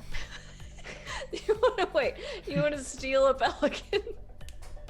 Yes, this is the best. Yes. The Yeah. best prison break. Yeah, and maybe attach some chains to the pelican and to the window and kind of pull it out like a car. Okay. Okay. So you wait it out. And oh gosh. Okay. Yeah. To steal a pelican, I'll say go ahead and roll for daring. Also, are they Okay. about to execute me? Because it does say that if I'm not rescued, I'm going to meet a terrible demise. Yeah, you could die. Okay. Oh no. Okay, daring. I'm pretty good at this. Okay. Target number 6. 6. Ooh. That's pretty okay. That's pretty high. I rolled a 6. Okay. Nice. So you wait it out, a champion waiting for the right moment, kind of watching the guards rotate in and out and make their rounds around the outside of the walls in the palace courtyard, and you take the opportune moment to sneak into the stables and sort of lead out the pelican that you rode on before, whose name is Francois. Which it has on a little like embossed collar that it wears, and it takes a little bit of coaxing, but you lure Francois sort of out of these stables, out of a side door when no one is looking, and they're now your buddy, and you have a pelican buddy now. Yes. Because this is definitely about space pirates, and now you have a pelican best friend. I am not sure how this always happens in games I run, but it's incredible. And you lead them away from the stable. And now we're going to work on busting out Yes. Lafayette Laserbones. So you want to take a chain, which I'm assuming the pelicans are probably like chained up. So you can use that chain that you have brought with you to attach to the window. Yeah, that is like in to the bars jail of the cell? window. Yeah, and then You- like You using hear this- a mournful harmonica melody emanating from inside the jail cell. Okay, so you wrap it around and try to convince Francois to use all the strength to pull this off. Yeah, maybe taking the I don't know if my huge saber could maybe start to cut at some of the bars, kind of weaken them. Yeah, I was looking at these 3 stats going, what the fuck do I Break roll for this? objects. Yeah, if you're using your saber and you're actively participating, I'm gonna say you can roll Yeah. vicious. Okay. Task number Burgalicious. 8. Oh 8. jeez. Oh, For a wow. challenging you're breaking Yeah, somebody it is out of jail challenging. with a sword and a True. pelican. Oh, jeez. This is a great plan. This is gonna totally work. Okay, 8. All right, let's see what I get. Oh no, that's outside the box. A 2. Okay, you add 1 to your peril. Hey. The task number now becomes a 7. Lafayette Laserbones, from inside, you hear the sort of grinding sound I come up as to I want to go up to the window or see the chains and climb up and say, Champion, is that you? Oh, it's been so long, I hardly recognize you anymore. It's been like half an hour. I just wanted to do But yes, that I'm bit. here to save you. Oh, good. I'm just gonna stand back here, away from the window. All right, I'm gonna do what I can, but I don't know if this is gonna work. so as this is happening and not working since you failed, I think Yeah. a guard sort of comes around the corner at Lafayette, and you see them, and they're like, "What's that noise?" We may end up having to sacrifice Horatio to get out of the situation. You have other things you can sacrifice. It's up to you. What's that noise? Go, hurry. I'm trying. They got really good bars here. What's that noise? Nothing. I just Harmonica some more. I was just using the restroom and start playing on the harmonica again, louder. I don't want the fails to be too hard because you are adding to your Blasting. peril every time. So yeah, Okay, so try again. if you want, or you can try something else. You could Okay. try to find a gun, or you could try to find a chandelier, I guess, which are the 2 things you could find in this scene. This is the one moment where I'm trying to figure out how I could make a convenient I guess I can't because I'm not. Can't Oh do yeah, because you anything. can't act. I can't yeah. conjure a chandelier. Yeah, you for can't I'm act. sorry. So yeah, you could find a gun, or you could Yeah. try again. Yeah. I mean, we already well, I just lowered the DC by 1. Also, 7 now. The other half is making somebody's gun not work. So that would be also very useful when this guard shows up and starts trying to shoot you. Yes, it will Which be. might happen. Okay. All right. Okay, try Gonna again. So rolling you again. keep with your vibro sabers, or like trying to saw through the Yeah. bars as Francois is like flapping wildly, like pulling as hard as they can. Come on, buddy. on the bars. Dang it. It's a 5. Oh no. Okay, Closer. so the task number is And now we're 6. both at peril too. Ah, Yes. gosh. Your peril is a 2.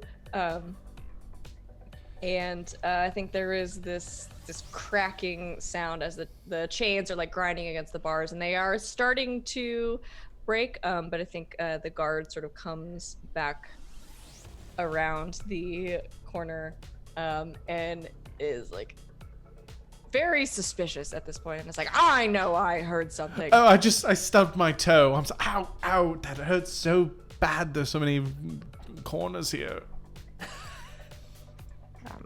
Would you be able to get some Check it ice? out. Get us some ice for me? No, not that way. Oh. Turns around. You can't act. He's gonna turn around and no. walk out and head toward the door. He's coming for you. You probably have one more chance to do this before he actually shows up.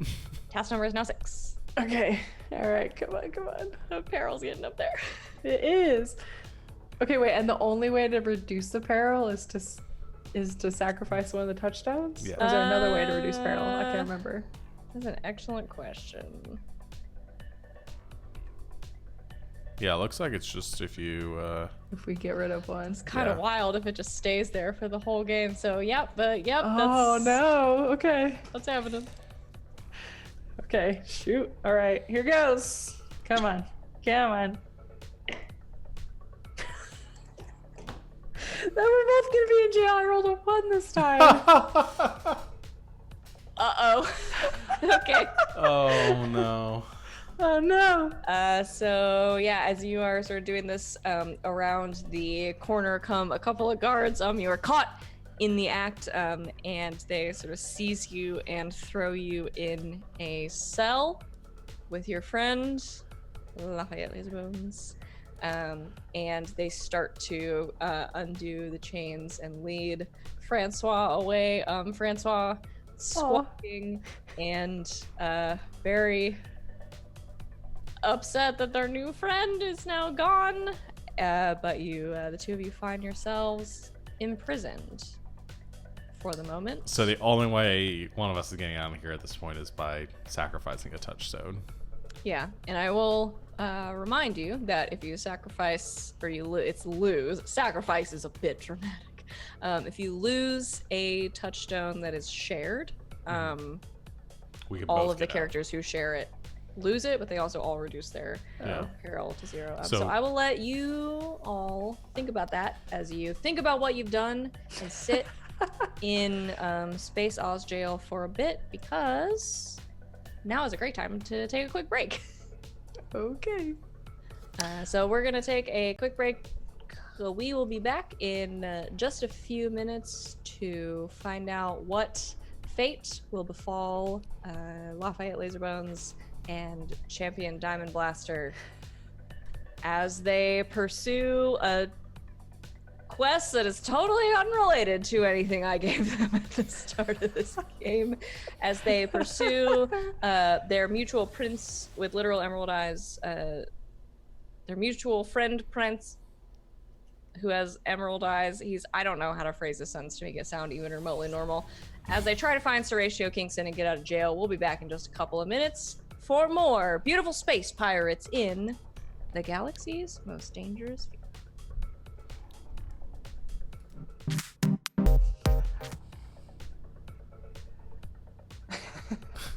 Hello, Internet. I'm joking. Hello, Internet. And welcome back to this one shot of beautiful space pirates in the galaxy's most dangerous funeral. Very little of which has actually been funeral based so far. So yeah, we're playing this this one-page RPG for the first time, and figuring out the rules and how it works, and it's been very ridiculous and fun so far. For transparency, I am, especially because I only have 2 players here today, shifting the rules a little bit and the difficulty scale of the task numbers. So instead of a 1 through 12 scale, we're now working on a 1 through 8. So no one gets confused while listening and or watching about the numbers, because the highest dice that you can roll is a d10.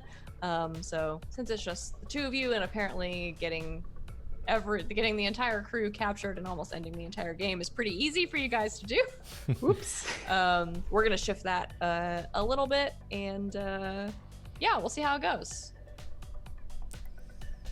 So we return to Oz, the Emerald City, a guard post, a jail cell, the 2 of you sitting dejected on a bench of some sort in a holding cell. And I will say this is a new scene. Back to playing a mournful melody on my harmonica as the years pass. From around the corner, you hear the clicking of boots as down a hallway and to the front of your cell, walking up, is a very dramatic figure in a very dramatic golden cloak. You recognize the dark tanned skin and shining spiked dark hair with a single braid hanging down behind his ear, a golden cloak, a fancy embroidered doublet, breeches, and tall leather riding boots, and flashing a wide smile at you. You see the shining, literal emerald eyes of Horatio Kingston, beautiful space prince. And I am realizing as I finish talking, he just looks like Claude from Fire Emblem. Yep. Sounds about I right. like it. And he sort of clicks his tongue at you a little bit, and grins his sarcastic grin, and just shakes his head, looking through the bars at the 2 of you. Hello, Horatio. Hello, my dears. We were trying to come see you, but they wouldn't let us through. It's been a bit of a misunderstanding.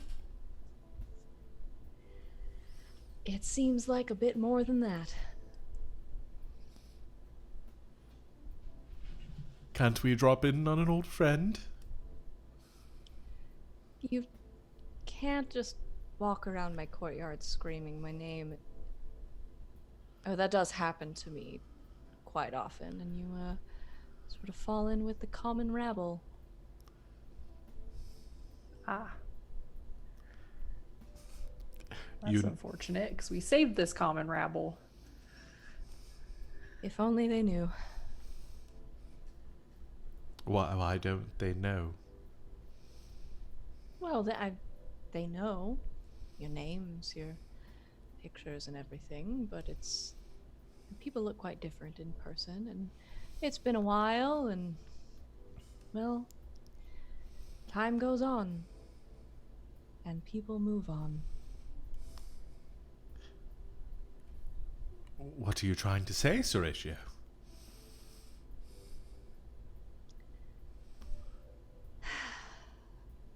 He looks off out the window.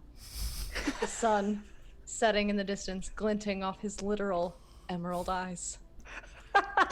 I would like to really talk about the word literal in there. And he looks back.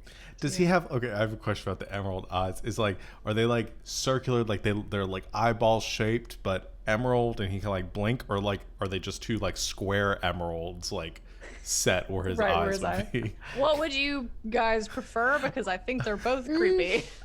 I don't like either of them. I kind of like the idea that they're just like two emeralds, like no blinking, anything like that. Just two emeralds set in right where his eyes would be. So I'm gonna say he has. You both know him very well at this point. He has sort of been a fixture in your lives ever since the Pelican incident.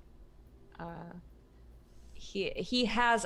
You think you're pretty sure he has eyes under there. Aw. And well, I mean, you can decide, but otherwise he won't be able to like look at you dramatically because he won't be able to track your movements. But I That think makes he this whole has scene this, so much better. It's just like, He's like He has slightly this- looking off and not quite at us. this sort of vanity set of emeralds kind of set to make it look like he has emerald eyes. As all princes do here. Yeah, he looks, and that's what I hate because I want him to be attractive and smooth, but he has literal But emeralds. also those for eyes.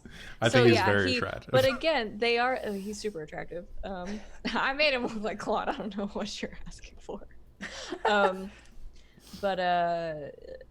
Well, I mean, if he has literal emeralds on his eyes, I think he still has a hard time seeing because obviously they're very expensive, like beautifully cut. They're princess cut emeralds.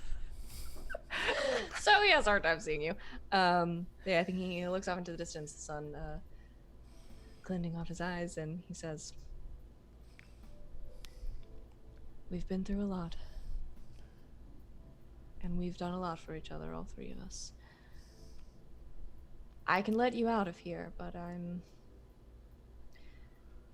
putting myself in danger by doing so, so..." I like throw myself up against the bars of the cell, getting close, and I say, "No, don't say this is goodbye." To save both of your lives, this will have to be goodbye. I'd rather rot in here. You can't do this. Not to us, not to everything that we shared together.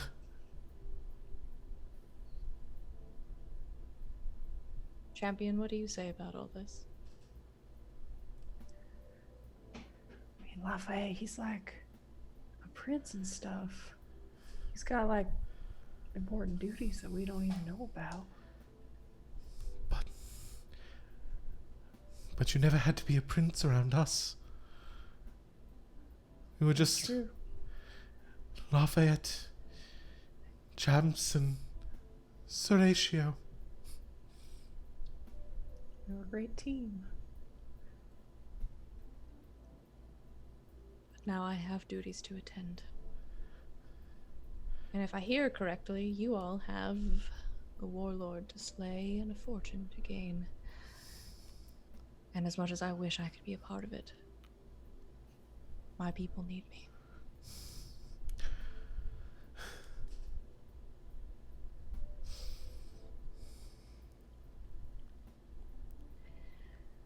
You had to know this couldn't be forever. Like pats Lafayette on the shoulder. I just hoped for a little longer. One last adventure. Fine.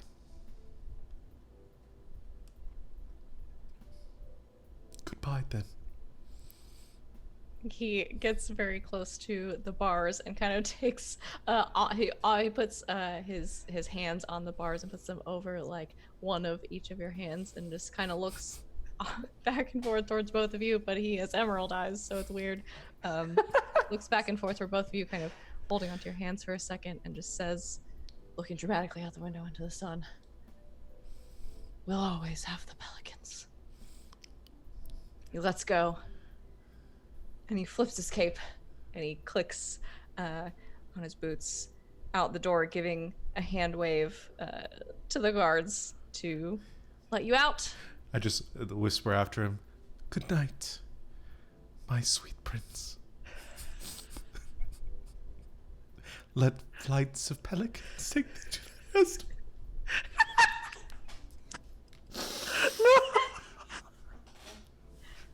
And he's gone. And Gosh. our players here have opted to lose one of their touchstones Oh a- my gosh. in a Shauna dramatic was so scene. good. to get out of danger or reduce their peril to 0. And so we say goodbye. The two of you say goodbye. Somebody clip that, please. I'm submitting that for my beautiful. audition tape for. That's my whole reel now. That's my entire reel. And so we say goodbye to Horatio Kingston, the beautiful space prince with literal emerald eyes, as the key clicks in the lock and your tears clack to the floor. Your peril, both of you, because you got rid of a shared touchstone, is now 0. I need to cross off Horatio Kingston. Forever. Forever. But we'll always have the pelicans. Always have pelicans. And you step out onto the manicured green grass outside the guard hut near the courtyard of the spires of the Viridian Palace in the center of Emerald City on the planet of Oz. As soon as we got outside the gates. Well, that wasn't as productive as I had hoped it might be. Yeah. I mean, we could have done that a little better. I'm sure we can. We'll figure it out. We don't need his help. And then kind of like looks dejectedly. Little oil tear. Yeah, well, yeah. Well, cute. You see Lafayette sort of look to the distance off to the side and cocks an eyebrow and says, "Maybe it wasn't all for nothing." And he looks over and he sees a ship being loaded.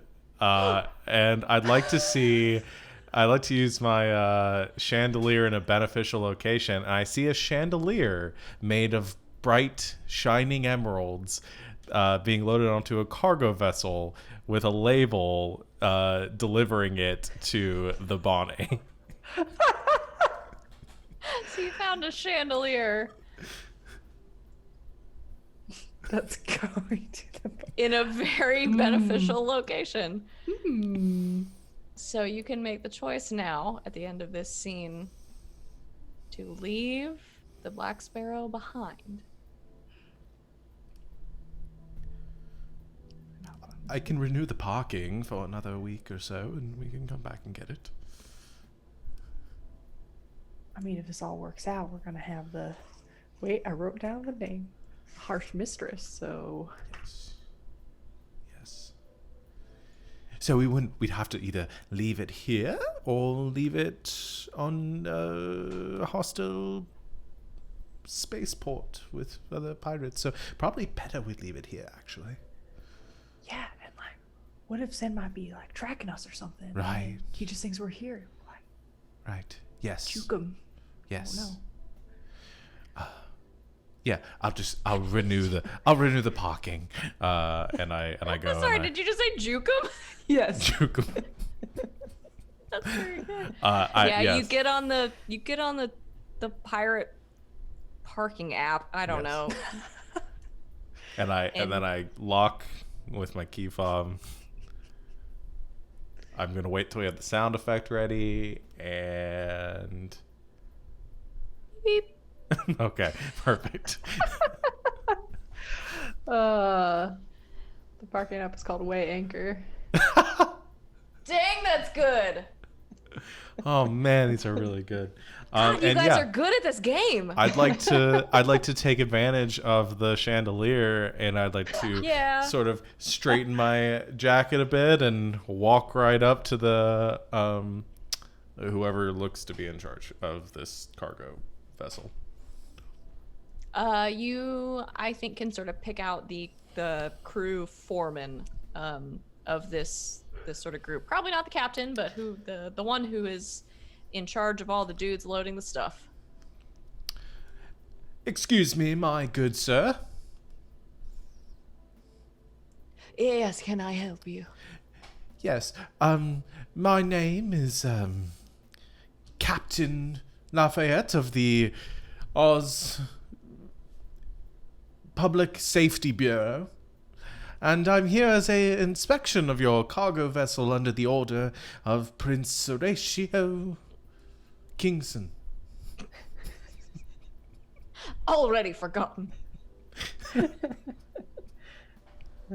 Sitting up in his beautiful chambers on his lush feather bed, just a slight twinge of sadness runs through Horatio. Who means Pit of nothing to me. loneliness forms. Who means A nothing to single me. tear runs down his beautiful cheek, mirroring his braid. Other than that, he pays my bills. So, if you don't mind, you and your crew are going to have to step away for a moment while we conduct a thorough inspection of your craft. Roll handsome. Okay, and I get to Plus add a a d6. D6. Ooh. Because you are Alright. taking advantage of your Good. once foreseen thing, because turns out we finally figured out maybe some of the rules to this game. Yeah, actually, there were other dice we should have been rolling. Well, not like once. Yeah, that is true. Just that one time. But I might not have had a fail on that first one if I'd gotten to roll the second die, and maybe wouldn't have been in this True. place. Well, Shoulda, woulda, coulda. Anyway, we keep going. roll I'd like handsome to. plus a d6. Yeah, so what's the target number? I like to know before I roll. Mentally prepare myself. 3. 3? Okay. I should be able to get that with 2 dice, right? All right. D8. Well, I rolled 2 3s. Great. So You that's a did very 6. good because you rolled a 6. So yes, this works, and the foreman, or sort of a out of his pocket, takes a very large bandana and wipes the sweat from his brow and tucks it back in and says, "Well, come right in. I already forgot what he sounded like. Come right in, Inspector." Yes. And I'll just need your the manifest and your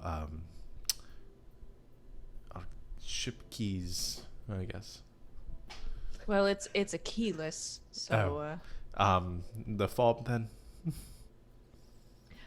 I'll fetch the spare, he says. Yes. Do that. He does this thing, brings you the ship manifest, or he goes. I'm assuming while he's gone, you're gonna get up to some shenanigans, the two of you. So he goes away to fetch you a spare key fob and a ship manifest. Yeah, well, my goal is when he comes is to get him to give me the stuff and then say you and your crew can go and give us about 30 minutes for the inspection. Off you go. Oh, you're trying to get them to go away. Oh yeah. No, I'm Okay, trying to, I understand. Great. Yeah. So he brings you the things, and they go ashore for a short time. You have privacy and all that. Make sure you're not hiding anything. And yes, all right. All right, let's go. Champion has like a clipboard. Okay. Where'd you get a clipboard? Is that your other power? They got it. They got a clipboard. On the way out, you snagged the clipboard off of the guard's desk. That's like, There you so it's go. just like an evidence log. It's Yeah. a clipboard gun. Yes. Oh no. Board gun. Yeah. Yeah, you make your way onto the ship with the loading crew and the foreman away. Yeah. Close the back, the loading thingy, the lift gate.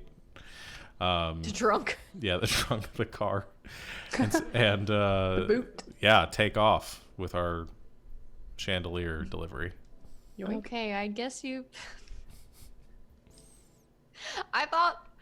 I misunderstood and thought the point was to like stow away because they were going where you needed to go, but you No. just found a ship that was gonna go where you were already going and just That stole has, it. it has coordinates. But so it you has- have to fly there anyway. It has no, but it has the it has the coordinates. Yep. It has the No, it's- delivery. No, it's very good. I just want to tell you that I fundamentally misunderstood your plan. We're going undercover.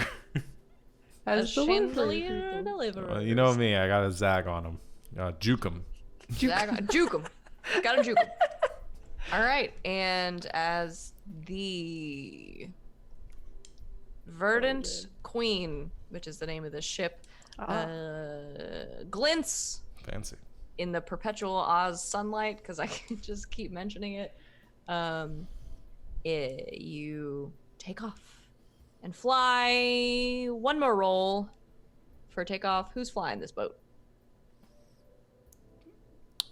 Do you feel like flying? I mean, I could try, yeah. Might as well. Okay. And we Flying crash. is there. Let's do daring for a quick and painless takeoff that doesn't garner a lot of attention from the people you just stole this ship from.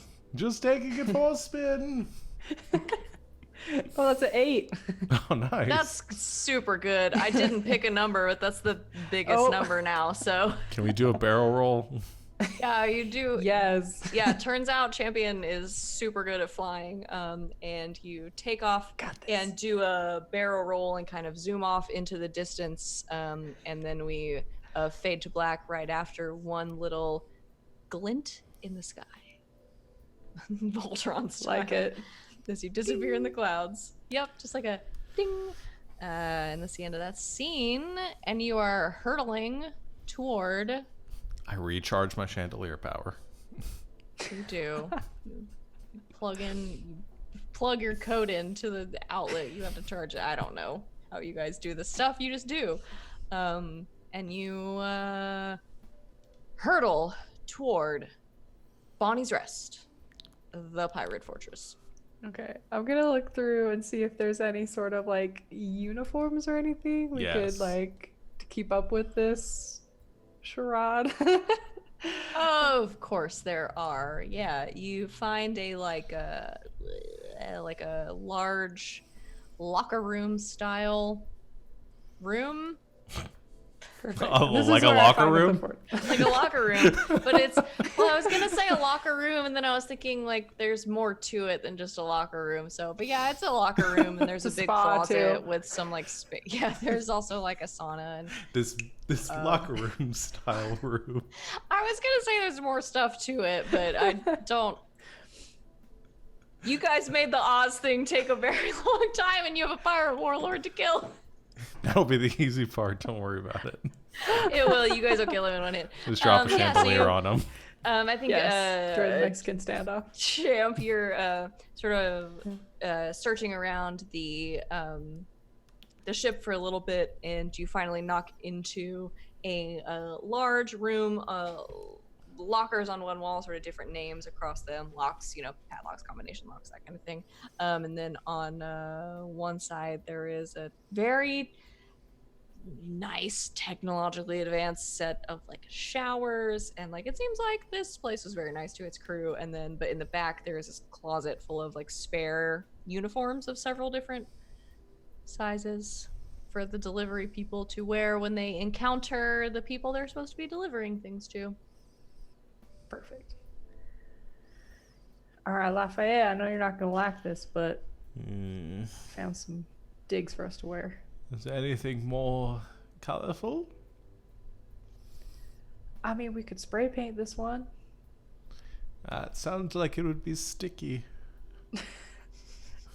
And also kind of ruin the point of the disguise. That's fine. I can make do. I put on the. You're beautiful on the inside. Are they like They look like bellhop uniforms, but Oh, the I was shoulders have lasers. like turrets?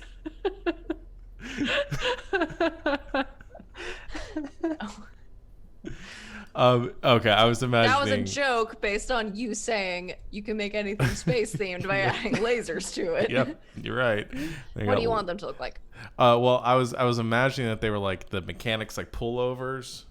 Oh, like the Ooh, jumpsuits? yeah. Yeah, and that way I can put it on Sure. over my jacket and the rest of my clothes, so that So no one will know. so that later on I could dramatically take it off once we're revealed and be in my fancy costume for all of the Yeah, I mean, if you're fan trying to art set that up, we'll get of this last fight. I honestly, hey internet, I will pay you for fan art of any of this. Please talk to me. I will pay you to draw some of this shit. If you want to make a comic, I have some thoughts. Yeah, I mean, if you're setting up for a dramatic reveal, then like obviously Okay, then the yes. answer is yes. Yeah, if we could do like the workmen's like pullovers so that we could have our fabulous pirate costumes on underneath, then Yep. that would be Yes. ideal. So yep, that's what Takes you have. off the mohawk. Yeah. Stores Oh it yeah, because you're wearing a wig. I turn my hat inside. It's a reversible hat. Oh.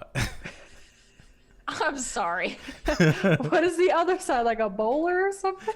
No, the other side is just a convenient little like workman's hat that How? it's lasers.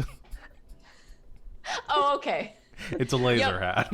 Yeah, you Right. it's like I'm imagining it as one of those, those like thin raincoats that you can like fold up into their own pocket. Mhm. It's like that, but you just like fold up all the brim and then Yeah. it just becomes this little like workman's hat. Yeah. Okay. Well, I'm glad you knew what I was talking And about. I take my long red hair and I kind of put it like up into the hat too, so it. No, you do two Tris Marigold pigtails. Okay, that works. No, you don't. I'm not telling you what to do. It was just a funny image in my mind. Well, all right. Seems like this will work. Yeah, it's a good idea. He won't know what hit him No, he certainly won't. until we hit him. Then hopefully he will definitely know. Do we have any? Do we have any explosives? I mean, I'm sure we can make some. We can keep looking. We just have this convenient, very large chandelier box that seems like it might go to disuse if we don't do something with it. Forgot I still had the sad music on. Excellent. Maybe we load it up with something and after we deliver it, boom, distraction.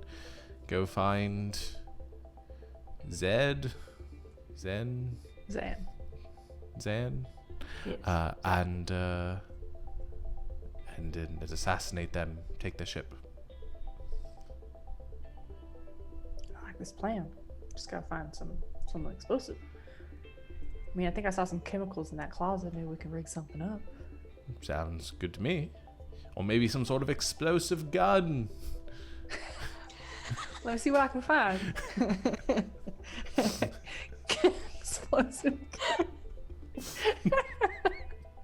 It's a Like gun a- that just explodes in your hand. What is a rocket launcher if not an You just explosive you gun? found a grenade. Yeah. I love playing these games because all of you will just like immediately try to break them. That's the best part about them. Is you're like, oh, I can find shit. Yeah, no, I find a rocket launcher. That's a gun. Yeah, exactly. A bazooka.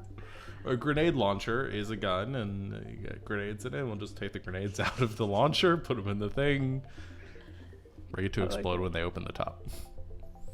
Yes. If we needed food, we'd find a hamburger launcher. We need a t-shirt, we can get a little t-shirt shooter. Yes. Find a t-shirt cannon. Water gun if we need water. It's a very useful ability. I feel like I've lost the plot of what you're trying to do. Wait, I can just find an explosive chandelier again, and we can. Yeah, that makes... Oh my gosh. Okay. What are you trying to do? I feel like Make you a guys distraction.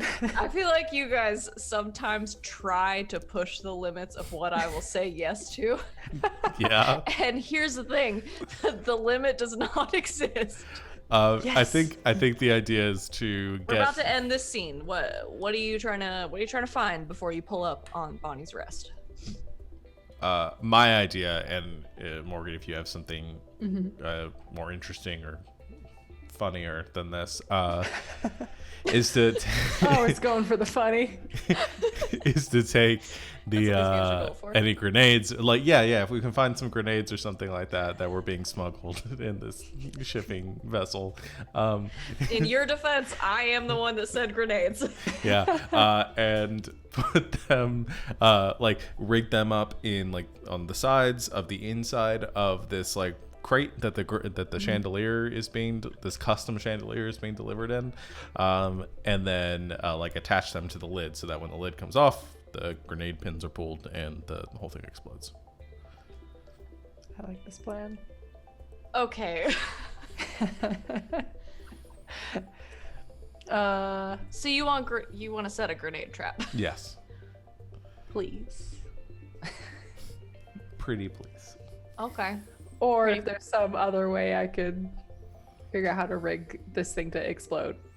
Potentially not with grenades, but I do have this ability to find things that shoot stuff.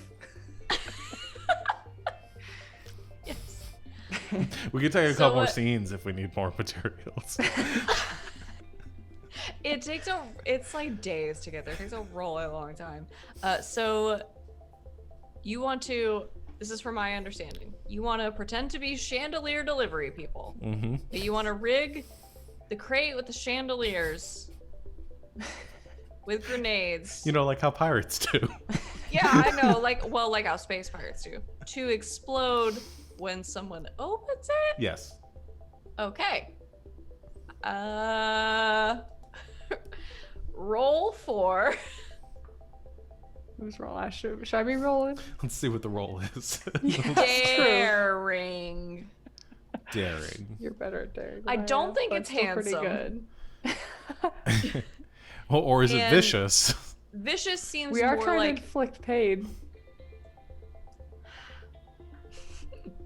vicious to either me way. seems more like in the moment. Yeah. I'm gonna say daring. Okay. If you're working on this together, Yes. And we'll have the Here's what I'll say. because we're Because taking advantage of the. oh, you are taking advantage. I was gonna let somebody like help. Uh-huh. But we Yeah. have the D6. Do have the D6. So I'm gonna say you can roll daring for the extra D6. Lafayette. Okay. Make lazy bones. Make laser bones.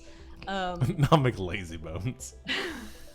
Lafayette and make lazy bones. You can roll for daring with the extra D6. I will say, at GM intrusion, I don't know. I'm just making up my own game at this point. I will say we can let Champ roll vicious because this is a super vicious plot to help. Haha. I But like based on the roll, if she rolls very good, the outcome might be very extremely good. If she rolls bad, So hers If is she to rolls bad. determine like the severity of the explosion, and mine will be to actually set the trap. yeah. Okay. Ooh. Okay. All right. So If you want, this seems I like that. fun. Yeah, seems fun. Yeah. All right. Let me roll vicious. You can also have the extra D6 Okay. for fun. Throw in that D6. See what I I'm just get. writing my own game at this point. Okay. That's 8 Oh, that's total. the best you can do based on my new scale that I invented at the break. Okay. And then I will roll my 2 dice. This boom be bad. That's a 6. Okay, that's very good also. So yeah, you put this this vicious and daring trap together and straighten your jumpsuits. I guess feeling confident in your latest beautiful space pirate ruse as the autopilot of the oh heck, I gave it a name and I've already forgotten. The Verdant Queen. The Verdict Yes. Queen. As the Verdict Queen starts to close in on Bonnie's wrist, and you start to see, as you, I don't know, enter the atmosphere. I don't know how space works. I know way more about pirates than I do about space, which is why this has been mostly pirates. you can see sort of the outline of the large fortress that you hope the pirate warlord Zen is currently residing in. Okay. And as we see it, Champ remembers that she was supposed to call Sinistra. And gives on the space time phone. Oh yeah. Sends a message. Says, we're closing in. We have a plan, but would love some help. You up? You up? Yeah. A girl. I grow you up. Yeah, are you trying to get some backup? Which I guess I set up for you. A long Yeah. time ago. Yeah, roll for handsome. Handsome. All right, let's see. I feel like if you're rolling with like a touchstone that you have, you should get extra Yeah. numbers. Is that just me? Nah, I think that makes sense too. Roll for handsome with an extra d6 Okay. because she's your only remaining touchstone. Yeah. Okay. 8. Very good. Yeah, you get a message back that says, let's see, what pirate name have I not used yet? Yeah, pirate names. Yeah, I do have a couple in the list that haven't come up, but Intrepid Seamus Kennedy was so good. Oh, I forgot. Yeah, Seamus. That was good. You get a message back that is it's the little lion emoji, and it says the lion and crew are inbound. Brace for covering fire.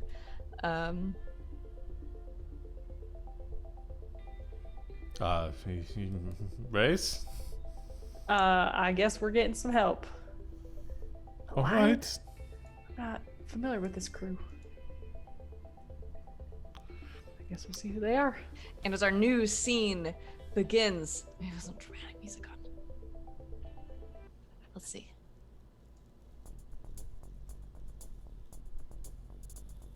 That's not dramatic enough. We'll do the theme. I put the theme on. And this is, for your mechanical purposes, a new scene. And as you sort of brace and look around through the visors, the portholes, the windows, I don't know what this ship has at this point, you see from behind you several other ships sort of blink in these like pinpoints of light that expand out, blink into existence around you, and they all share this golden figurehead of like a roaring lioness at the front as they sort of appear, 6 of them around you, and as from the planet below you, a few laser bolts start to fire off into space, sort of recognizing that things are happening. They start to fire, covering fire, lasers, space fight. Woo, it's very dramatic.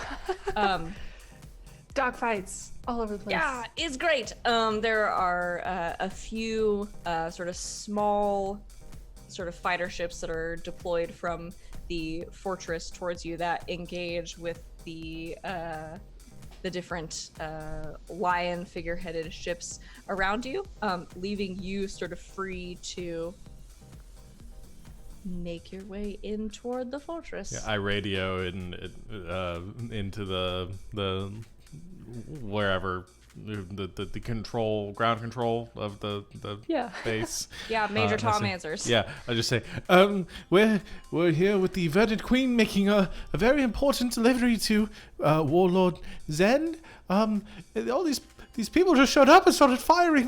Where should we go? Where should we land? I'm gonna have you roll this. for handsome. All right. You're holding up your hand like it's a phone. It's probably a space-time. Space phone. It's probably a video call. All right. That's a 7. Yeah, that's so many. I think the guard on the other end of your space-time call is like, oh, I'm so sorry. We the warlord these days, we have to be very careful. Oh, I'm sure. We'll call them off. And the lions surrounding you sort of fall back into formation around your ship as the lasers die down. And the ships that were deployed kind of scatter. And it seems like they're going to let you land on this planet. Yes. All right, and so we land and open up the. Do I need to roll for landing? No. Okay. No, I think you just land. Got the I think hang you're of it okay. this time. As we land, You are beautiful space pirates. I think you can. I think we're okay. I land beautifully, but not too beautifully, so they don't know I'm a beautiful space pirate because Okay. I Yeah. don't want to give away our cover. Right. I'll be like a regular guy. Yeah. So. Sorry, you called in very aggressive backup. That's fine. It's a good Yeah. distraction. Are they still like fighting overhead and dealing with like the? I don't think there's a lot of fighting. I think there's like one or two like little skirmishes that are still happening, but I think you can kind of see where you are from where you are. They're starting to like call them off, and maybe this person you've been communicating with has called it in as like, oh, a big misunderstanding. They just Okay. look like that other pirate that we thought maybe they were, but turns out they're supposed to be here. Perfect. Distraction Excellent. successful. So I guess we unload the big crate with the chandelier in it, Okay. and Got say, my clipboard. yeah, we're supposed to take this to the what does the manifest say? It's the private chambers of the Grand Warlord Zed. Yeah. Says no one else supposed to open it except for him. Yes. That sounds like a roll for handsome. To lie, 'cause that sounds made up. Sure. Task number 4. I rolled a 7. Great. You lie very good. They're like, yeah, that checks out. They do, yeah. They're like, oh, yes, that sounds right. And they point you sort of in through this. So you're in this, I don't want to say hangar because it's outdoors, with this like large like landing pad area where there are some other ships sort of like gearing up or like unloading things. And they sort of direct you kind of into the fortress itself. And you make your way toward the private chambers Sure. of the warlord, where I guess he needs a new chandelier. Mhm. As you do. God, this game is so weird. Hey, you get yeah, infinite so chandeliers, so you picked Capitalizing. you picked one chandelier per scene. might as well be infinite. It might as well. And scene. Next chandelier. And scene. As you, the two of you, are left mostly alone with a general direction to go, with a crate full of chandelier and explosives. You make your way into a sort of dimly lit stone hallway and start to wind your way toward the private quarters of the pirate warlord's inn. What should we, do you like the idea of trying to get him to open it? And seeing if that works? Or do we leave it here for somebody else to open it and it cause it another distraction? Or... I don't know. I made that up because I thought it sounded more convincing. Yeah.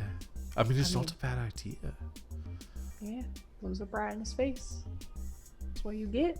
Makes our job a bit easier. It's going to be difficult maybe to convince him to open his own chandelier delivery. Good point. I mean, we can try it, and if somebody else opens it, that still gives us good distraction. That We still could works. just, yeah. Alright, let's see what happens. So what's the plan? We're just walking in there. There's a little side You're conversation along the You're way. just gonna walk in. Okay, great. Yeah. So Keeping up you, this appearance. make your way through Just the two folksy, down-to-earth chandelier delivery people.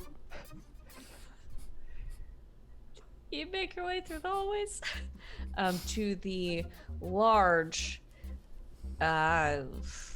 gold engraved, very dramatic doors of the private chambers of the pirate warlord, Zen.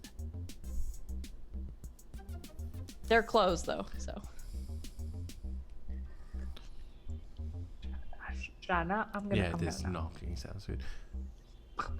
Knock, knock. There is The silence delivery. for a moment. And then the door, seemingly by itself, cracks open just enough to signal to you that it is now unlocked. And you hear a voice from the other side saying, "Enter."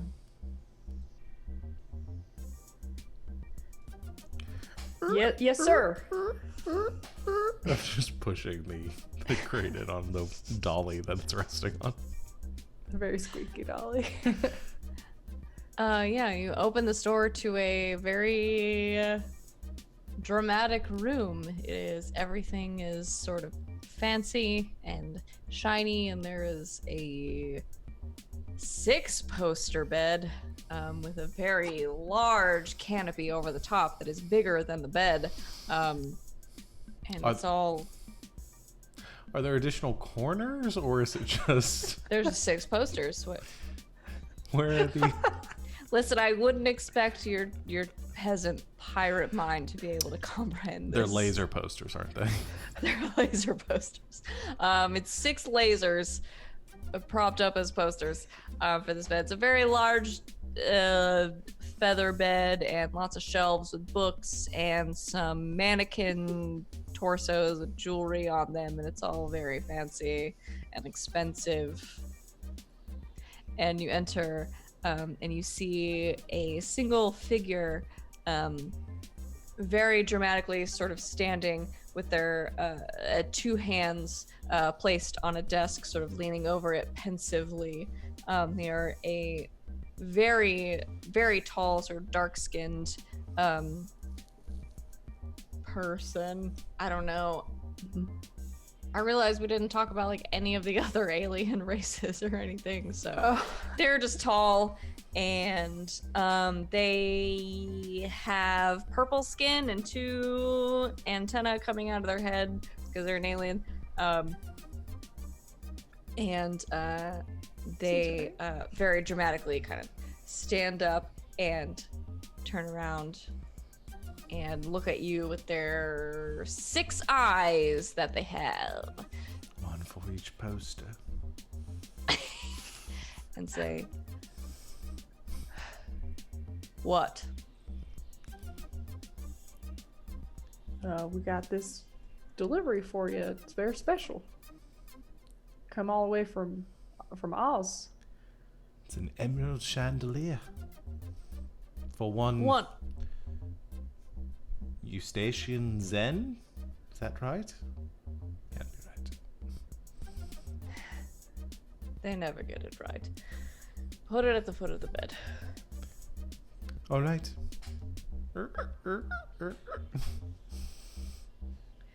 You'll be leaving now. And they turn around and they very dramatically place both hands on the large desk again and go back to the map that they were looking at. Yes, we will.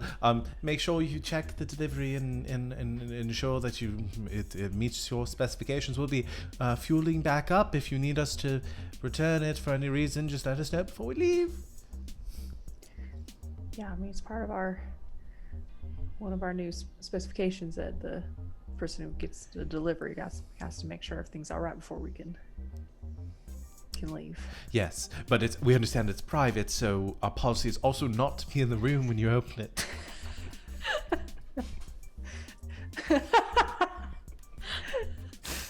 Yeah, so we'll just be right outside.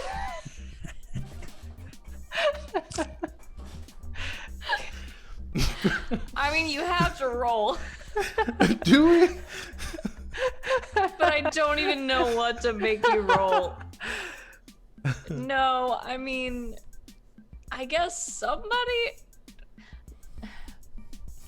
somebody roll for handsome because you want the man himself to Yeah, I can roll it. open the crate. Do you? That's really it. You have sort of planted a bomb in his literal bedroom, and I just let this happen. So How attenuated can we get our advantage for the pieces that we've set up? Because these are technically two different pieces. you are always free to make an argument, and I will adjudicate as I see fit. Because I think that if Morgan's going to do the roll, I think she should get the Yeah. bonus because both the explosives and the chandelier were things that we created that we're taking advantage of. Yeah. That's fair. So she had 2d6 additional. Oh Okay. no, no, you can have a d6. Okay. I I found the gotta limit, draw. guys. I gotta draw a line in the space somewhere. It does It's exist. smart. I'm gonna say they don't stack. But In the you space can. sand. Yeah, I draw a Okay. line in the space sand, but they don't stack, but you can have the bonus. All right, let's see. All right, handsome. Okay, another one. Ooh, that's an 8. Okay, that's the literal best that I have set out for you. So I feel like you guys did very bad in the first act and then tricked me into lowering the difficulty of everything. And then just rolled very good the rest. Our plan worked. Yes. I mean, the extra d6 helps. So yeah, I think Now that we he know that sort of works. very dramatically like looks at you over his shoulder and sort of nods and just very, very like incredibly slowly and dramatically starts to make his way over to the crate to check on. We Check leave, on it. walk out, and like close the door behind us. Clicks. All right, just give us a holler if everything's good. We'll be right out here. I step out, and as soon as we start doing that, I like just start unzipping the thing, taking it off, flip my hat Aw. inside out. No dramatic reveal. Just wait for it. No, just wait. You wait. And you wait. And you hear, after about a minute, and you're not even sure how he managed to walk that slowly, but you do know somewhere in your mind, you're sad to have missed it because it was probably the most majestic thing you ever could have witnessed. You hear the creaking of the crate opening. You're still in very close proximity to an explosion. But it's a door. Explosions can't get through doors. Fire can't go through doors. It's not ghosts. I figured it'd be a little convenient, kind of like thump to the door, and the signal, or are we just all gonna get blown up? Well, well, Well, I rolled pretty high for this vicious explosion. it's gonna be a pretty vicious explosion. So another few steps away from the door. So we hear the And creak. you hear the creak, and you hear a click, and I think you hear a. God damn it! From the other side of the door, as you are hit with. You were very successful. Not a like intensely damaging explosion, but this sudden like blast of heat, I think, makes its way kind of under and around the not totally sealed door through the cracks. You kind of feel the heat coming off of it, and just sizzling. coming from inside, and then silence. All right then. I kick open the door Yeah, we gotta chop and check. and say, "Now you've faced the guile and cunning of Lafayette Now you face McLaser." Kyle. Yes, my chandelier friend Kyle, who belongs to the pirate ne'er-do-well Lafayette McLaser Bones. Havachi. Scallywag. Everything inside is just like blackened and charred, and Oh, is he gone? just like one like stalk of his antenna just like rolls across the floor and like knocks into your boot. Oh, that just did it. I mean, was We're on there a social schedule. rat in his face? I'm gonna grab this, and I'm sure people heard that, so we should probably make our way out. Yes, we fight our way out daringly. Yes. Oh, rat, and it's gonna start like taking off the Yes, we have uniform to as look well. the part, yeah. Yeah. Oh, I'm sure the keys must be around here somewhere. And start like picking away, looking for the keys to his spaceship. His spaceship. Wait, to his spaceship? Yeah, I thought we were supposed to steal his spaceship. No, No? you're just supposed to kill him. Oh, I thought we were You were supposed supposed to kill him, and then you would get Jermaine's. Yes. This But we treasure have been in playing. No, I the want his. musical. I want his But ship. also, So- you could. Okay, but here's the thing: I don't have any spaceship names left, so you have to name his spaceship. How about Hummingbird? Okay. The Falcon, Behemoth. What? No. What? Oh, I thought you picked one. You're No, just no, no. saying. Falcon. You're just saying things. I don't know.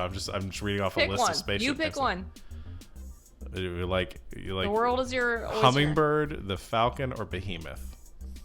Like Behemoth. That sounds good for a bad guy. Behemoth, yeah. Yeah. Okay, and so from the charred remains of the key rack, where that was very like precisely hung by his little bedroom door where he hung his keys every time he came home from a mission. You take the And his the hand is keys. impaled on one of the spikes next to it. Yep. You take the keys to the Behemoth, a spaceship the likes of which neither of you have ever flown before. It's gonna be great. But you'll figure it out because you're about to have 2 spaceships and a shit ton of money. So you, I'm gonna have you roll to escape because you just like blew up the bedroom of the most like notorious pirate warlord in the galaxy. So I don't know. How do you escape with the keys and the stuff? I'm gonna- Okay. So we take the keys and we're like running. We like get to where the ship is, and there's already like a bunch of like his like soldiers or whatnot, like kind of like surrounding, like ready for us. Yeah. And I kick off a Mexican standoff. Whoa! We sort of Okay. like open the doors and they're there and we're looking at each other. I'll draw your guns at Yes, once. everyone. All right. And I'm just like standing back, like Chan's got like her 2 guns out, pointed at the other 2 guards and stuff, and I'm just like hiding like behind her torso, like oh, okay, like duck Yeah. around the door. All right, so you once per session trigger a Mexican standoff, and yeah, you sort of kick in the door to this. I don't feel like this music is dramatic. I can never find music that is like dramatic enough for my tastes. Yeah.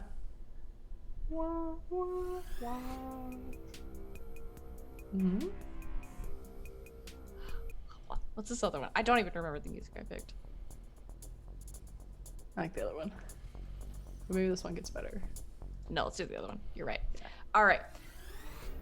It's very dramatic. And yeah, so you take off, sort of ditching the mechanic jumpsuits, in the hallway with the keys to the behemoth, and fixing your large hat. Yes, as I flip the other one inside Puts out. wig back on. And so just fixing your heads in general, putting your hats and wigs back on, sort of tossing your capes. You charge, doing the Tom Cruise run down the hallways to the hangar, and Champ, you kick open the door, and trigger a Mexican standoff in your favor, with the guards of the behemoth that have sort of drawn their guns on you in this final showdown to escape. How is this standoff in your favor? How are you winning right now? What do you have that is like, yeah, I'm gonna win this? There's a bunch of conveniently placed chandeliers above each of the bad guys. Yes, hold on. No, I've got this. From the other side of the door, as I look like I've ducked around, I look up and I see on the other side of the room, I see one perfectly placed chandelier hanging there, and I God realize damn, this guy loves chandeliers, and that it's- is like the linchpin of this whole story. Isn't I'm it? like, but I realize it's not enough. There's too many of them, and so I focus, and as I open my eyes, they've gone this starry black with these specks of white light shining through them, and I begin to incant in the old tongue as I channel my sorceress ancestry of my people into a star spell. into a star spell. And I use that spell to multiply the chandeliers. This game is so good. So there are hundreds of chandeliers that begin to appear. I'm pulling them from other dimensions and galaxies beyond their own, and speckling the ceiling with chandeliers. Okay. This is very So- good. I can't believe this is happening. Yes. So Champ sort of like kicks in the door into this standoff, and you look up and you see a single chandelier. And then from the shadows behind you, you hear something to the effect of, "Do not cite the old magics to me, witch." And supporting you from, I don't even know what story we're telling or what's happening anymore, but you see in the like on the ceiling above you, these like all of these chandeliers just like appearing above your opponents. Finish the combo. I'm not gonna finish it for you. It's much more interesting if you do it yourselves. I got nothing I wish I had a one-liner.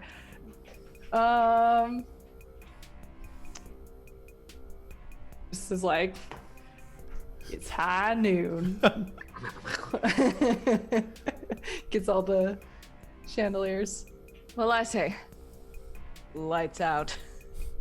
As There you we go. fire towards the chandeliers, and I guess just drop them on everyone. There's Yes. got to be some rolls involved. You get a D10 for using. You our- do. Yeah. Oh. Plus D10. whatever. Yeah, and an Okay. extra D10. Yes. Okay, where's my other? Oh, that's very good, G. Thanks for dropping by. Thanks for dropping by. Pew pew pew. That is 10. That's too many for this game. Yeah, so you in this teamwork makes the dream work. In this moment, I think you see these. I mean, is this so? This spell, like, is it incredibly, like, does it look incredibly magical? Like, is it just like stars everywhere, or like? Yes, I think it's like the vacuum of space has opened up along the ceiling, and in the infinite majesty of the cosmos, you see a milky, starry arm of a galaxy almost descending and curling, to which all of these chandeliers are now descending down out of, as they are being plucked out of the sky by the firing of Champ, and they descend like drops of rain upon our enemies. Oh, I can't believe you didn't say drops of Jupiter. Oh, No train references here. Are you kidding me? Get that shit out of here. I'm not kidding you. Don't fight me about train. Yeah, like drops of Jupiter. The spell goes off, and I think, Champ, you know exactly where to place your shots to drop these star spell drops on your enemies, and so the standoff works exactly in your favor in that you drop the like cosmos on them. And so you fire off these laser shots and these drops of Jupiter. It's my game. It can be whatever I want it to be. These swirling, beautiful drops of the cosmos sort of drop on your enemies, and they are flattened in front of you as you make your final push, running toward the behemoth. And finishing my spell, I have one other chandelier detach and kind of swing back, and I run up to grab onto it, and I hold out a hand to Champ so we can swing over on this chandelier to the behemoth. Yes. Yeah. So I can't make you guys roll at this point. It's so cool. And I just look back and I say, "Chandelier's looking at you, kid." And we. Whoa!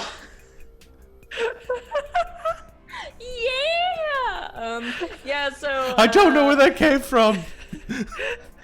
Lava sort of grabs out of the chandelier and puts out a dramatic arm to you. For Chandelier's looking at you, kid, and grabs on to your robot arm and swings the two of you, clicking in midair with that hand, the key fob for the behemoth, and you just hear in the silence that drops as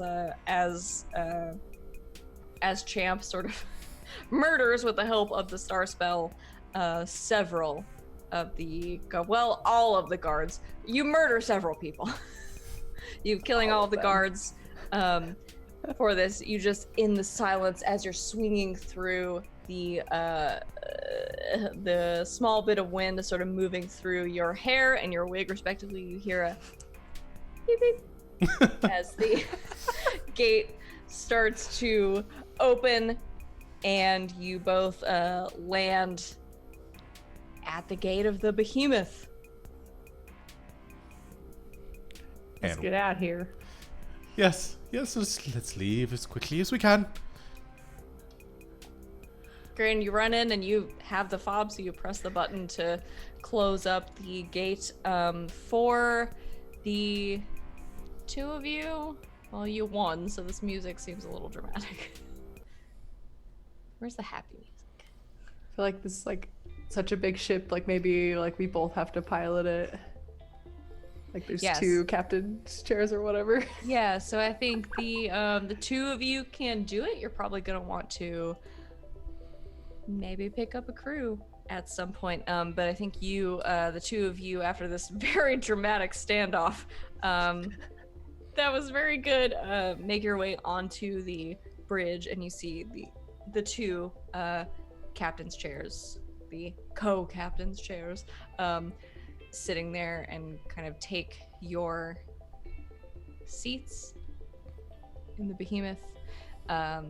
And as you do this, on the console sort of in front of you, between the two of you, there is a small like dinging noise, and a little bit of light as a hologram sort of projects itself before you, and it is the face of one great space pirate General Balthazar Germain, who has made his way into it and says, Great job. You've done it. I'd almost say you solved my pirate puzzle, but that seems a bit silly. I'm sending you the coordinates now for the booty you deserve. Aye, aye, Captain. I thought he was dead. He probably pre-recorded this. I just pre-recorded a lot of messages for people. All right, It's true. that's This is very specific. it's very Wait a sec. specific. Can you respond? In addition, he says, the harsh mistress is yours. Follow my coordinates and you'll find treasure to your heart's content, and also my ship. Good luck building a fleet, my beautiful space pirates. And this is Great Space Pirate General Balthazar Germain, signing off for the last time. Godspeed! And the hologram goes away. That ended like 3 times. I wasn't sure when it was done. He is a very dramatic man. All right. Let's go. Fleet. Maybe let's go get our booty.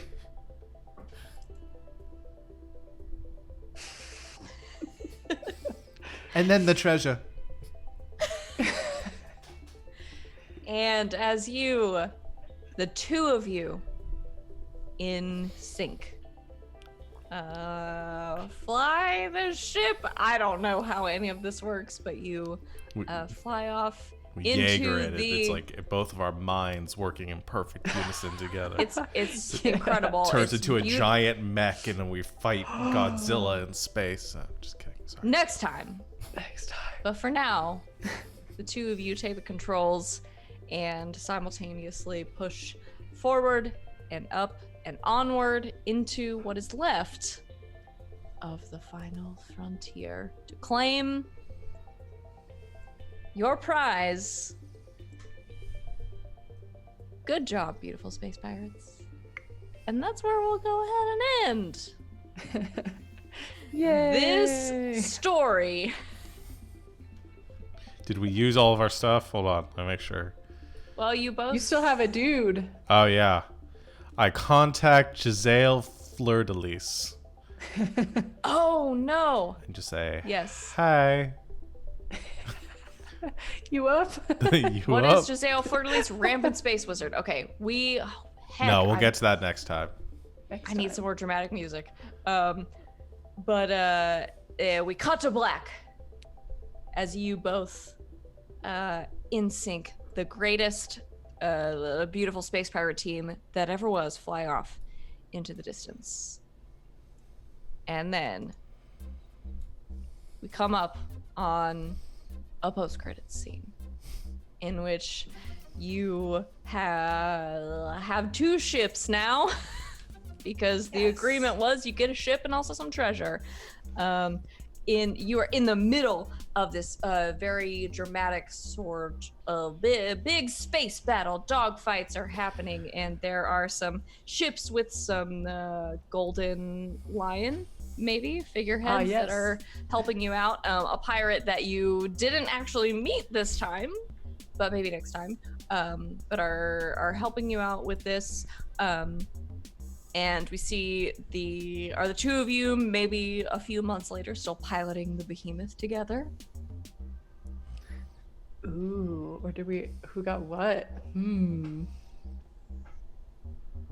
We're gonna say you find yourselves in a very dramatic situation in which you are reunited in the cockpit of the behemoth piloting together, and you are turning your guns on this very sort of sleek bullet-like ship that has engaged you. It is all chrome on the outside. You can see the reflection of your ship in it. And as this fight is going on, there is this brief pause, and there is a sort of ping on the console of the behemoth, and a space-time pops up, and Lafayette Laser Bones. I can't believe I almost forgot your name. It's been so long. You see a familiar face with long, very dramatic sort of lilac hair and a half mask obscuring part of their face. You see Giselle Fleur-de-Lis, a rampant space wizard, saying, "Hello, my darling. It's been a while." Giselle, you son of a bitch. And we cut to black again. Yes. That's actually where we're gonna end. Okay. I wasn't just gonna not let it come up. Yeah. So yeah, we did And then it. we get Good our job. post credits scene. Okay. No. And Samuel L. Jackson is there. Yes. That was great. That was a lot of fun. I hope you my guys had gosh, fun that because was this very game is fun and like ridiculous. this game is totally ridiculous. It's just like I want the internet to know that I play these games like or run these games like just for the premise. So I was like, oh, what? Space pirates attending a weird funeral where you have to do like just completely wild things and be the first one to get the inheritance? Yep, that sounds like my aesthetic. So yeah, this game is great. You should play it. And one day we'll figure out the rules of this game. I feel like we figured out the rules. Well, I did just realize something else, but we won't get into Oh it. no. Let's What? look at the sheet. Well, it's not worth it. It was a lot of fun. It was we were not supposed to add, I guess, the dice together. We're supposed to use the higher of the two, but I liked it better this way. No, games are hard and we learn things as we go along, and sometimes your Yeah. DM just lets you do things whether or not they're right. I liked it better this way, If you've ever watched a game that I have run, you know that I will take the rules, ball them up, throw them in the trash, and do the thing that's more fun. Yeah. So we had a lot of fun playing Beautiful Space Pirates in the Galaxy's Most Dangerous Funeral, written by one Grant Howitt, and also with some contributions by Chris Taylor. It was a great game. We butchered it, which is what we normally do, but Yeah. like we would not have had this session if they had not created this incredible premise for a game. So thank you. Go support Grant Howitt on Patreon and look for literally the like hundreds of games that he has created in conjunction with Chris Taylor and some other people, because they're all incredible. You've got your Honey Heist, your Witch is Dead, your Sexy Battle Wizards that we have done on this channel, but there's also like a ton more, and like there's something for everybody's thing, everybody's aesthetic. So go play them, go support them. They do great work, and you get great content like this out of us butchering their game. So imagine what would happen if you played the game the right way. But yeah, thank you guys for playing with me. It was fun. Thank you for running it. That was a lot of fun. Yeah, you did so many exciting things that I didn't plan for, and that's the fun of it. So yeah, Oh man. thanks for Take a hug. watching. I forgot about the whole Pelican thing. I just remembered that happened. That was amazing. I'm so glad we got to deal with a like getting rid of a touchstone and the very dramatic scene, and all in all, I feel like this was a success. Yeah. Yeah. So that's what matters. Gee. But I'd yeah, love to revisit these characters again. oh, trust me, I already have some plans. Meaning, I made like several pirate NPCs and some ships and things that never came up because you guys had great ideas and I wasn't gonna take them away from you. So yeah, I imagine that the now crew of the Behemoth will make their way back onto stream at some point. Yeah. But yeah, Yeah. so As far as GGK programming goes, we will not have a Saturday nights this week because a lot of us are traveling for weddings Mm-hmm. somehow. But I don't know why everyone decided to get married this weekend. At least they seriously. all picked this one weekend. Yeah.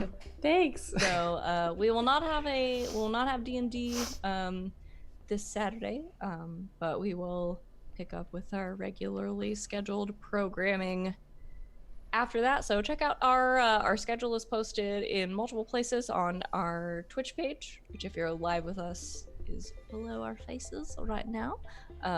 Is also on our Twitter, which is soon to be updated, and also our Discord. So join that, click the link, come hang out with us and talk to us about our games and other games and video games and all that stuff.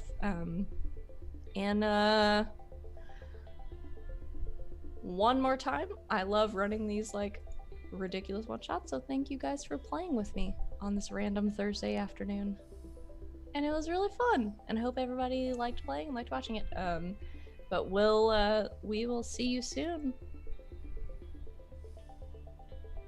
Any last minute announcements we need to make? Nope. I'm like debating I might like do like a video game stream on Saturday in lieu of our regular game. I haven't figured what that will be Do yet, it. but Do it. so Do it. But yeah, and as always, check out our Twitter and our Discord because we will announce everything we're doing there. So if something is happening, that's where you will find it out. But I guess until then, good game, good beautiful space pirating,